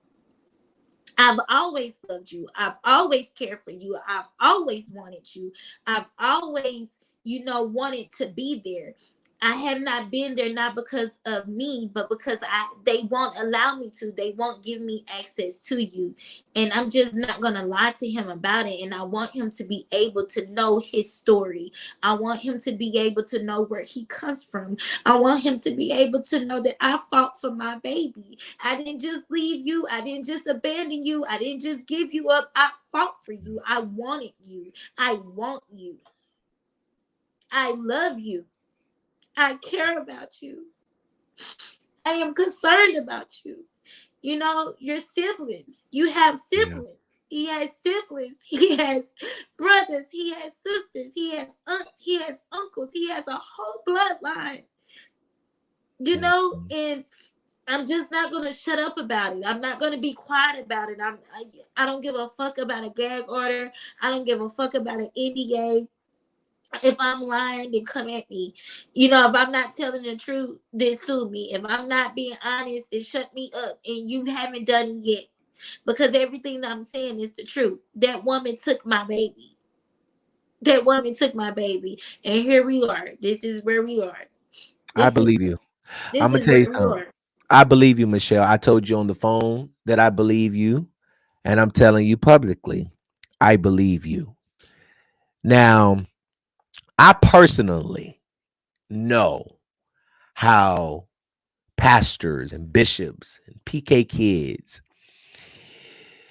when you're dealing with someone at the caliber of Bishop Thomas Dexter Jakes and his wife Serita Jakes, their children aren't just regular PK kids. These are you got those PK kids, but their they mom and dad won't be they mom and dad won't let them run around the church and do what they want to do and start mess with people. And I know you about to go, I but was gonna take the phone with me. You but keep talking. Jakes and his family, they the type of people, in my opinion, to let Cora and them run around a church and talk to people any kind of way, do what they want to do, and act all bossy. Yeah. And I know people like them. They are manipulators. They will, I believe, and let me tell you something. If you don't believe that people will prey on you while you are weak, baby, you got another thing coming. They will Absolutely. make you feel like, oh, we're going to help you. You can come here. I know you and your mom having issues. I know you're depressed. I can take care of Jason for you. I can do this and do this and manipulate the mind and brainwash the mind. And you want me to tell you how I know some of these members are brainwashed? Because when they pastor, and I'm gonna use Eddie Longstroke as an example. When your pastor, when 4, 5, 6, 7 boys come out and say that your motherfucking pastor molested them and touched them, y'all hold still at the church. That's how we know y'all brainwashed, and Yes. y'all have been manipulated, and you ain't got the sense God gave ability. That's how we. So if you want to talk about manipulation in the church, let's talk about manipulation in the church, because that's exactly what these leaders are doing. Pray for the bishop. No, fuck your bishop, and I'm praying for these boys and these girls that your bishop that motherfucking touched. Okay, Yeah. Cora, let me tell you something. I believe you. Okay, Thank I you so believe your much. story. I believe you was manipulated. I believe that Cora Jakes used use your depression as a key to get inside of you to try to make you feel like that you wasn't worthy to be a mother. Just because a mother don't have the money to go out to eat every week and she have to feed her kids viennas does not mean the kids don't have food. It may Right. not be what you want to eat, but it's Yeah. something up in that kitchen that you can eat. Stop making these mothers feel like because they don't have a motherfucking goddamn silver spoon and a goddamn silver fork and they got to eat off paper plates from Dollar Tree every day. Stop thinking that that's not taking care of their kids. Yes, it is. Just because people don't live in a mansion like you do, just because people don't have as much money as you do, does not mean that people not taking care of their kids or raising their kids. You could have got all that money Jake's them hoes got from all them tithes and all them damn offerings that y'all have. She stepped in. Hold on, let me get you back up, baby. All of that. You mean to tell me that y'all couldn't put this girl in counseling? Y'all couldn't get this lady therapy or nothing like that? Oh, you wanted to take her child, huh? Yeah. I believe you, Michelle. I know some pastors, and let me tell you something. Even if I didn't know the church, I know some bishops and some pastors that are master manipulators. Master manipulators. They will lie and manipulate and deceive. And the Bible already said it's a spirit of witchcraft. Postpartum depression ain't nothing to deal with. Don't nobody want their child when they dealing with postpartum depression. Don't nobody feel attached. Don't nobody feel like they're not lonely when they're dealing with postpartum depression. People are lonely. Women go through it after they have kids. You got a young lady who's young. She's having relationship problems with her mother. I mean, she's trying to get on her feet. She has a friend who's rich, or and not that you were looking for that, but damn, when you got a friend that got money, shit, you privileged too. Shit, if they really love you, you know what I'm They really saying? love you. If they really And love you, I hell didn't yeah. ask her, and I didn't even ask her for no money. I asked her to give me a job. I'll work. But now, what about now? All right, Michelle, thank you so much, baby. Thank you. I'm I gonna love call you, y'all. okay? I'm Thank you so sorry. much for speaking with me. No, I you got fine. Go ahead. I appreciate y'all. I love No y'all. problem. And I thank you, Gerald, for this Yes, opportunity. no Thank you problem. for bringing me onto your show. Thank Thank you for sharing my story. Thank you for giving me a voice and giving me a platform. Thank you for believing in me. you. Thank Yeah. you for opening up your home and me to your supporters and to everybody else that is supporting me, that do believe in me. I want to say thank y'all so much from the bottom of my heart. I would never stop fighting my child. I don't care Don't who stop. don't believe me, Yeah. and I don't care about that. Yeah. And thank you for allowing me to tell my story, not you You're telling my welcome. story, but allowing me to tell my story and having the integrity that you had with me telling my story. I Thank you. shared some things on this platform that I haven't even shared. Yeah. Like I don't even Wow. talk about me and my mom and Yeah. relationship, and me and my mom are in a much better place Yeah. right now. I Yeah. wish I would have listened to my mother Yeah. then. I wish I would have. I wish, you can't go Mhm. back, right? Mhm. You Yeah. can't go back. But No. when people say listen to your mama, listen to your mama, because that is one thing I really wish I would have done.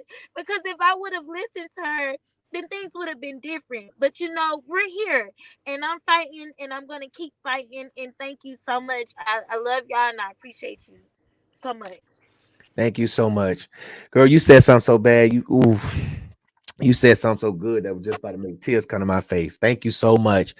Michelle, like I said, I trust you and I believe your story. and I believe it because it sounds real. And the other reason why I believe your story is because I know some people who have been manipulated by church people who claim they are pastors and bishops. I know a lot of people. I know. And let me tell you something. The devil tried to get me, but he didn't. He couldn't, because I belong to the Lord. Okay. He couldn't. But thank you so much for allowing me to share your story on the North Carolina Beat. And of course, I will be in contact with you. Okay. Okay, thank you. I love You're y'all. Bye welcome. bye. Love you too. Bye. Thank you, Michelle. Let me tell y'all something. As I said earlier when I went live, I don't understand. Cora Jakes, Michelle is your friend, was your friend. She's not no girl that you met on the streets. She's not no girl that just you met at church and y'all just hang out. No, no, no, no. This is someone who called you to be there for her when she was giving birth to her fourth son, Jason, who's 8 years old now, because his father wouldn't be there for whatever reason. And because she was honest with a friend and told you, I'm depressed. I feel worthless. I have nothing. Man, my mom relationship is not good. I'm trying to get on my own. I got a felony. I'm going through. I just had a newborn. It ain't like the other ones. The other kids, as they get older, they can fend for themselves. It ain't like a newborn. You got to be right there. You got to watch to make sure they ain't swat. Like you got to, it can be depressing and it can be stressful. But for this mother to be online pleading you to let her see her son. Yes, she didn't read the paper because she was going through, she was depressed. She wasn't in her right mind. And you know this. Damn, at least let her see her child. At least let her. Why can't you let her touch her baby? That's her son. That's not your child. You killed yours. You had an abortion. Remember? You killed your child. You can't have him. You're barren. You would have thought Bishop Jakes, or you would have thought your mammy would have laid hands on your coochie.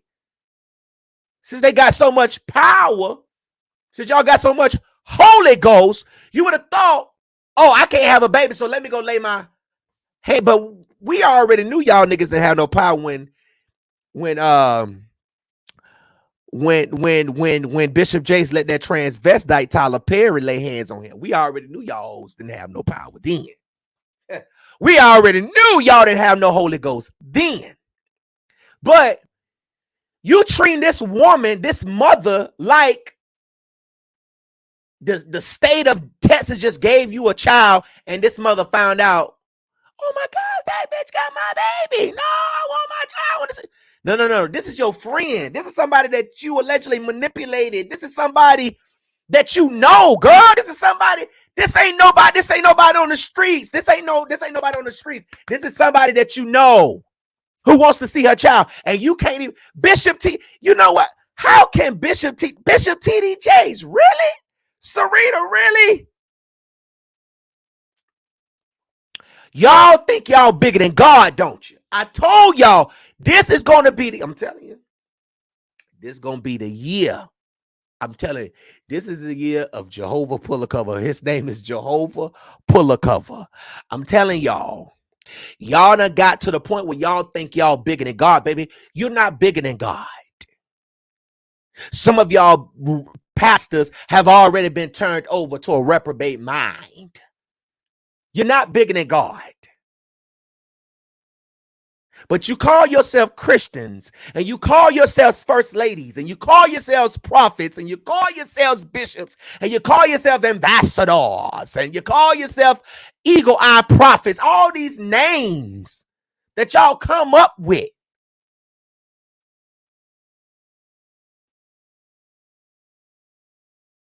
And you mean to tell me that as a bishop in the Lord's church, you can't even say, now, Cora, what would Jesus do? Let her see her child.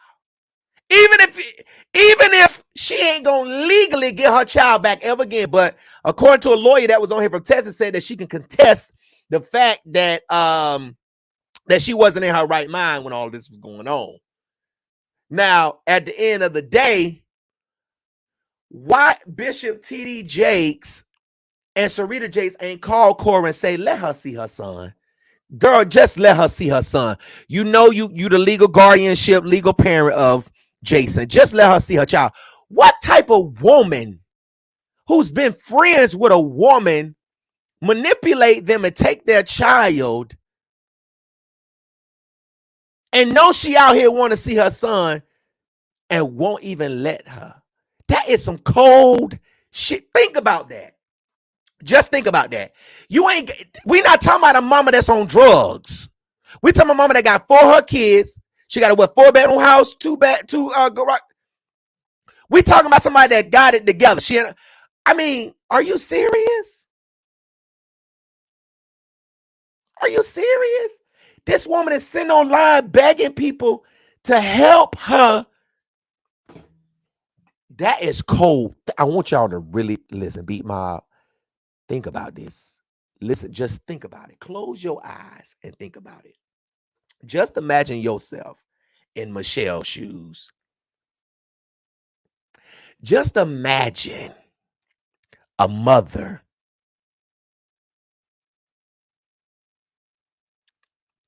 asking her former best friend who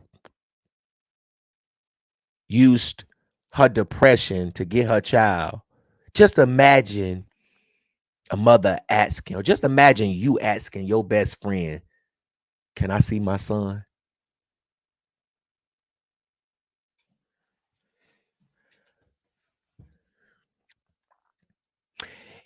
If you don't believe that manipulation and depression is real, it is real.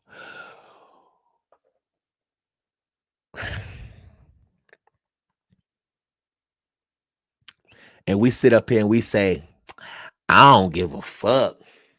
Couldn't be me. Fuck that. That bitch put her fingers in my back. I would have slapped that bitch. Fuck that. Well, some people,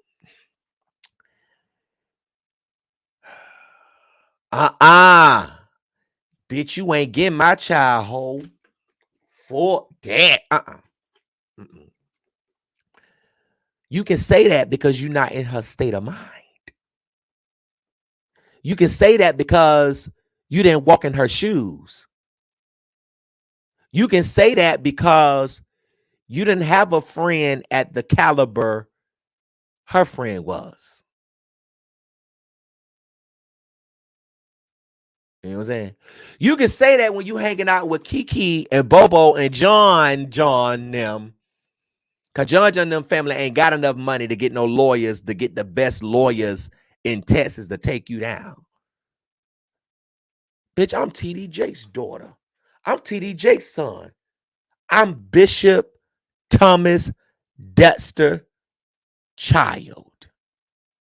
Everybody in the world knows us. Girl, do you not know who I am? You gonna sign these papers. And you gonna give me that boy.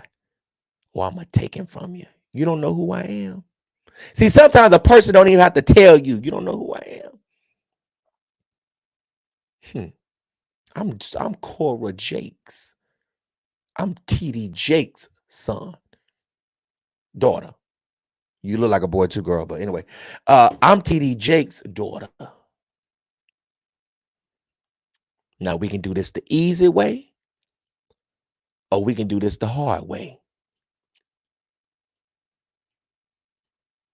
And then after you start getting her signatures and stuff, you want to start blocking her for coming to bring stuff. You mines now. That hoe ain't coming back over here. So was this get back? Because she cut your ass off because you was a liar, and more lies, Cora Jakes. Is this get back? Is this you having the last laugh? We the people want to know. But you wrong as hell. You wrong. And we don't even know if Brandon touched little Jason.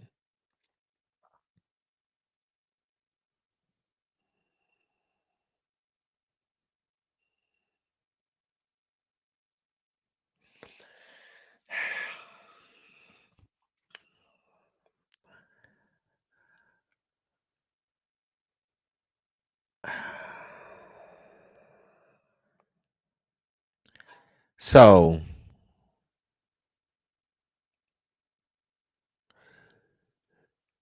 that's cold.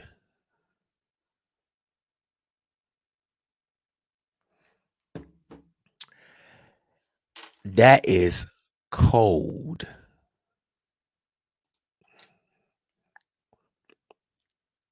That's cold. This woman is online telling the world that manipulation was used against her. And I believe her, y'all. If anybody, listen, I've done research on manipulation. Baby, you can manipulate. Ooh.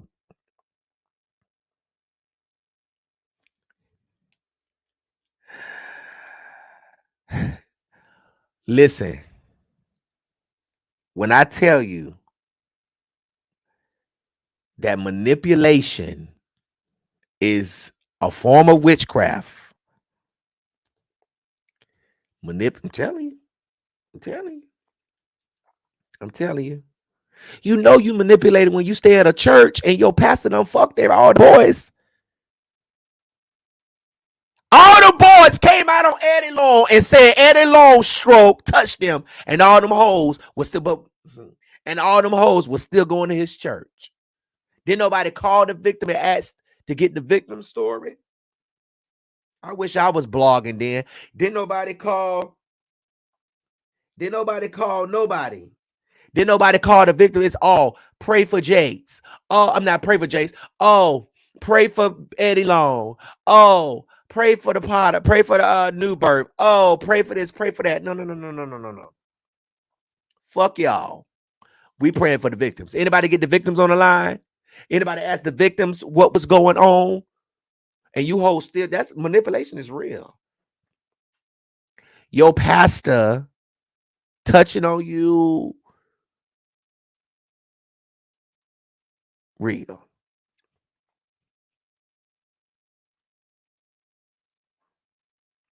It's real. Anything, baby, I'm gonna just say it's real. I know manipulation is real. And I was gonna name drop some pastors that I know who master manipulators, but I'm gonna reserve those comments for another live. I might need to get, because I know I might need to get some women pastors over here on the NC beat. I done reached out to a few bad pastors, I'm talking about good leaders, real women of God, who is really after God's own heart, who I want to do like a little panel, like a little discussion for the ladies and the men. So, I think that's going to be a good topic. Let's talk about the spirit of manipulation in the church, because y'all leaders are operating. You know what? If God gave me the opportunity to mount another pulpit, that'll be a sermon I'll preach. Manipulation, witchcraft in the pulpit, because that's what it is. A lot of you leaders are operating in the spirit of witchcraft. And then y'all be having the nerve to come against the real witches. How you gonna come against the real witches when you a fake witch? You a witch? No. Matter of fact, how you gonna come against the motherfucking real witches? You want to know why them demons don't leave when you hoes, when your members crawl? First of all, some of y'all members fake as hell. Y'all know, y'all been online looking at demon videos, and y'all be getting on the ground. See, you know, when the pastor don't give you attention every Sunday, or when you ain't got when there's somebody else getting attention, you got to do something to get the pastor's attention. You know, you want to shout. You ain't, all you did was a 1-2. Now you want to do the chicken today, huh? You want all the ushers to come cater you, so the pastor can look at you and believe, oh, the power of God was in here. Stop that fake. And y'all hoes lay on that floor and y'all crawl around like snakes. Y'all crawl around like snakes, acting like you really demon possessed, and ain't nothing wrong with you.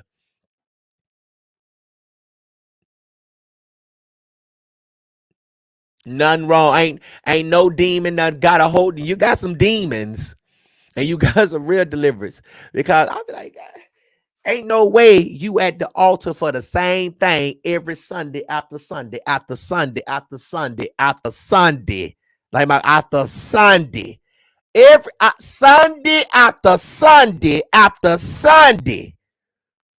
You still at the altar for the same thing. You claim you been delivered. You ain't been delivered. Jakes, we need you to go lay hands on your daughter and stop this foolishness.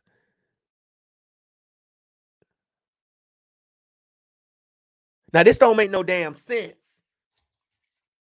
I cannot believe this woman, this mother is online telling somebody that she knew for years, who were best friends, I want my baby back. I want to see my baby because you manipulated me into signing papers. And let's not get it twisted. Even right now, and some of us in our right mind, I ain't gonna say all of us in our right mind, right? But some of us in our right mind, even to this day, don't get up here and try to talking about, well, why she didn't read the paper. Oh, you know how many bank accounts you hoes done signed up for, and y'all ain't never read the terms and agreements? Stop playing. Even when you sign your child up for a field trip, y'all don't read all them little words. Y'all read them little words. Y'all don't even read half of the stuff you paying. You don't even read the due date on your light bill. Because if you did, they wouldn't be calling you every week trying to get their payment. So don't sit up here and try to talk about can't nobody read. Oh, she didn't read. Oh, you didn't read the rent was due today. You didn't read that when it was due last week, Cause we still calling your ass. You ain't reading the emails, you ain't reading the text messages, and you ain't reading your missed call loss, bitch. This is bright lights calling. We want our money. So don't sit up here trying to talk about what nobody ain't reading, because you hoes don't read. Y'all don't read. Y'all do not read. So trying to sit up here trying to talk about what somebody didn't read. Well, I'm gonna make sure I read that, dealing with child custody, girl. I'm gonna read that. No, you're not. No, you're not. You're not gonna read that. You're not gonna read that. You're not gonna read that. Well, I couldn't pay my light bill, Gerald. Who you talking about? Who you talking about, Gerald? Because first of all, Gerald, first of all, little Gerald, that was somebody texting right now on the phone. They said, first of all, little Gerald, I ain't had the money to pay the bill. Okay, did you not hear her story? She was the president having relationship problems with her mom. The dad of her child was not there. She had a friend who had the whole world, still do, that she can call. So she was in the same boat too.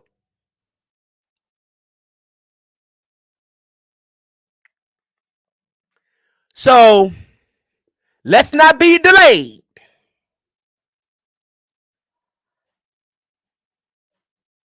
I believe you, Michelle. I don't give a fuck what nobody else say. I believe you. And if there's anything that the North Carolina Beat can do to help, let us know. Now, if we got to blow up the Potter House emails all weekend, because we already done set it off in Arkansas, them hoes done changed all their emails. Everybody got new emails. They said, baby, we got to change this fast. Baby, you won't have another doubt. You won't have another woman thou art loose confirmation from another pastor whoever coming to that motherfucker. Because I'm telling you, we'll shut them emails down. We got about 1 million bots waiting to go. All we got to do is put your email in and they send it. You ain't gonna, your email just gonna be shut down.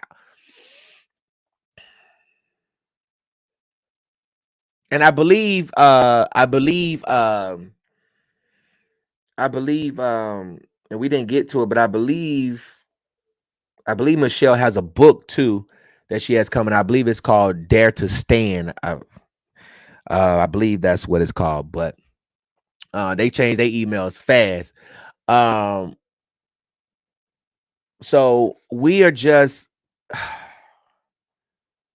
I'm just lost for words. But I believe her because I know, oh my gosh, I want to say this pastor name so bad. But I'm gonna reserve that comment for another day. I know that's what them leaders be doing. Not all of them. Not all of them. And I just, y'all, thank y'all so much for tuning in tonight. Lord have mercy. We got to find Michelle a lawyer. We got to find Michelle. If we got any lawyers on the line, because where the baby at, Cora? Where is the chat? Where is Jason at, Cora? Listen. I really want y'all. I really need y'all to listen to what I'm saying. For real.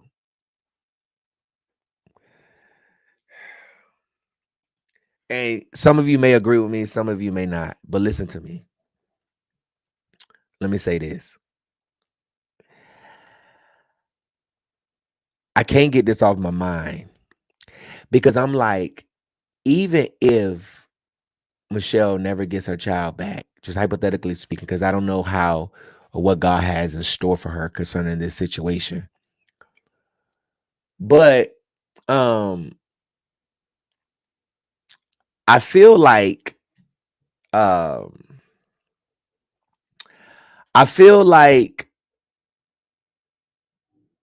why can't she just see her son? Like, why can't she have physical touch? I understand that legally you are the parent and legally Jason is yours, Cora. But you know that he's Michelle's biological son. You know that was your friend. You know that was your friend. You know that Michelle is not a stranger. And you know what you said to her while she was going through postpartum. And you still won't just put them in a room and let her see her son? You that dirty and low down? Bishop T.D. Jakes is that dirty and low down? Serita, y'all that dirty and low down? Y'all that dirty and that low down that Serita and Bishop T.D. Jakes, y'all know what Cora has going on. And y'all know who Michelle Lau is. And you mean to tell me y'all can't just let this girl, y'all can't put this girl in a room with her son and let her see her son? Although she knows that she ain't getting her son back in her mind right now. Okay. It's like she has no visitation rights, none of that, y'all. They will not let her see Jason at all. Cora Jakes and them have stopped her from seeing her son. She spoke to him last Thanksgiving. Ain't since. Have not let her speak to her child since. She only spoke to him on Thanksgiving last year, November 2022. I just can't believe. I cannot get. That's what. Listen, it's been in my mind since I heard about this. I'm like, what? If it was me, I would be like, yeah, you can see him. Let me get something set up. Woo woo woo. I don't know, Gerald. You might be trying to take him. You might try to take him and run. Well, okay. Well, I'm gonna make sure I got security there. Dad, can we get a couple of guys from the church? Michelle want to see Jason. We let him come to the church, have a time, spend out, whatever. We just have a couple of dudes there or dude just to make sure she don't try to run off with him. She been online, Yeah, let me call somebody. Let me call her. I mean, so what is the problem? And at least allow him to have a relationship with his brothers and his sisters. 3 boys, 2 girls. 2 boys, 2 girls now. Jason is with Cora. Like, what? Why would you do that? Do you not know that when Jason gets 18 and 19 years old, he's going to see this video and he going to disown y'all? And he might not, because he's growing up as a rich kid. I mean, so at the end of the day, he's going to see this. And that's something that they put in the statement that I want to read to y'all. Y'all want this girl to be quiet? No. No. It doesn't work like that. Bishop T.D. Jakes, the Potter's House, released a statement to me.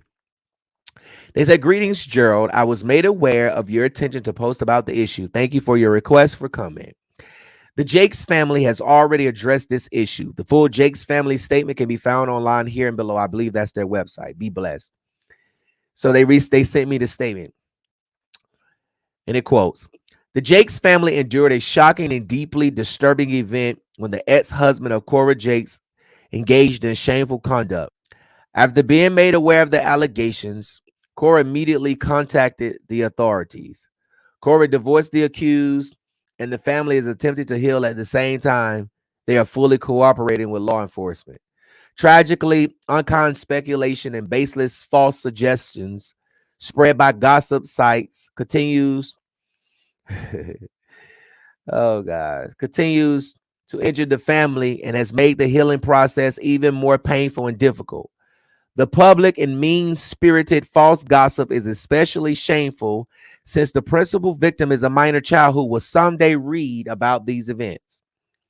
Here are the facts as we know them today. Cora's ex-husband is in jail, charged with the sexual abuse of a child. He is in jail because the family immediately reported abuse to law enforcement authorities and has cooperated at every level with law enforcement and the prosecution. The family acted swiftly and without hesitation as they strongly believe in zero tolerance for any kind of abuse. This matter does not involve the Potter's house. Cora, yes, it do. All of this do. Cora is personally devastated by the events and deserves the privacy and respect of someone who wrestles with feeling responsible for events for which she had no control. Did she have control slobbing on them dicks? Did she have control of that? Did she have control of allegedly smoking marijuana? Did she have control over that? But this she didn't have no control over, huh? Despite slanderous attempts to smear Cora Jakes, her children were properly adopted through a multi-year process with numerous checks and reviews. This process is afforded to anyone in the United States of America, and there was no preferential treatment given to Cora. Any claims to the contrary are false and defamatory. As adoptions are bound by law, the applicable documents and court proceedings preclude detailed public commentary. Attempts to discredit and disparage Cora's true parentage and her parenting of her children, whom she has cared and nurtured for nearly a decade without. So, well, where the fuck was Cora at when her husband was fucking with the children, fucking with the adopted daughter? So is Jason really safe? Because I don't believe for one bit that man, what's that man name? That Brandon did all the touching by himself. I don't believe that he did it by himself, Cora. I don't believe that. And I think you know who may have also helped him. You know. But when you're Bishop T.D. Jake's child,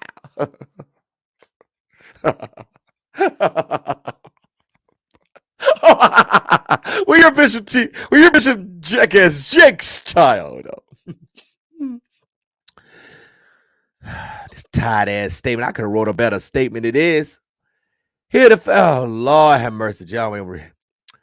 Cora is personally devastated by the events and deserves the privacy and respect of someone who wrestles with feeling responsible for events which she had to control. Despite slanders and attempts to smear Cora Jakes, her children were probably adopted. Blah, blah, blah, blah. Any claims to the contrary, blah, blah, blah, blah, blah. Attempts to discredit as far as Cora's true parents is all in recent efforts to advance targeting his personal reputation are malicious and cruel. The Jakes family is attempting to heal itself, the minor child that has been abused, and adults who are also traumatized by these events. Y'all hoes ain't traumatized. Y'all hoes done took them ties and offers and went to Ruth's Chris and ate. Y'all don't give a fuck about none of them members at your church. You don't care if you stop. We all know church is money, business. It's a business side of the church. Some of y'all really might be having a Zeus, but it is unfortunate that perpetuated. Wait, I can't even talk. I sound like Kendall. It is unfortunate that perpetuated. Woo! Child, get that Kindle spirit off me. It is unfortunate that the perpetuated baseless gossip will only risk greater pain and injury to the minor, as this child will have to explain to others in the future what was written about them, even though the child has no voice today. The Jakes family asked to be included in your prayers as they focus on healing.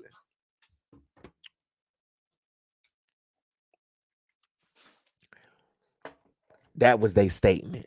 That's what the part, because I sent the personal text message to Cora Jakes yesterday, a personal message. And I said, "Hi, Cora. My name is Gerald Jackson. I'm a blogger with the North Carolina Beat, and I thought it not robbery to reach out to you concerning a matter.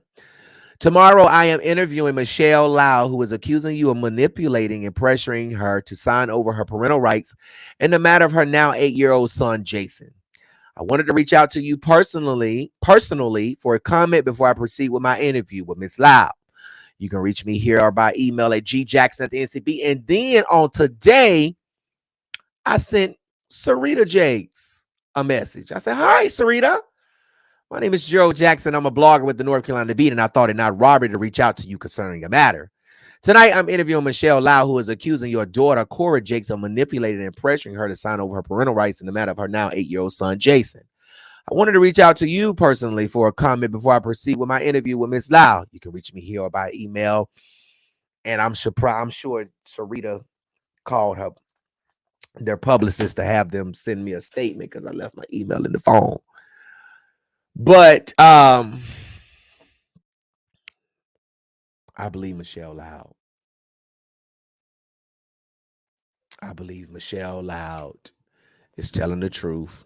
And I believe Cora Jakes did manipulate her. I really do believe that. Thank y'all so much for tuning in to the North Carolina Beat. Good night, y'all. Peace.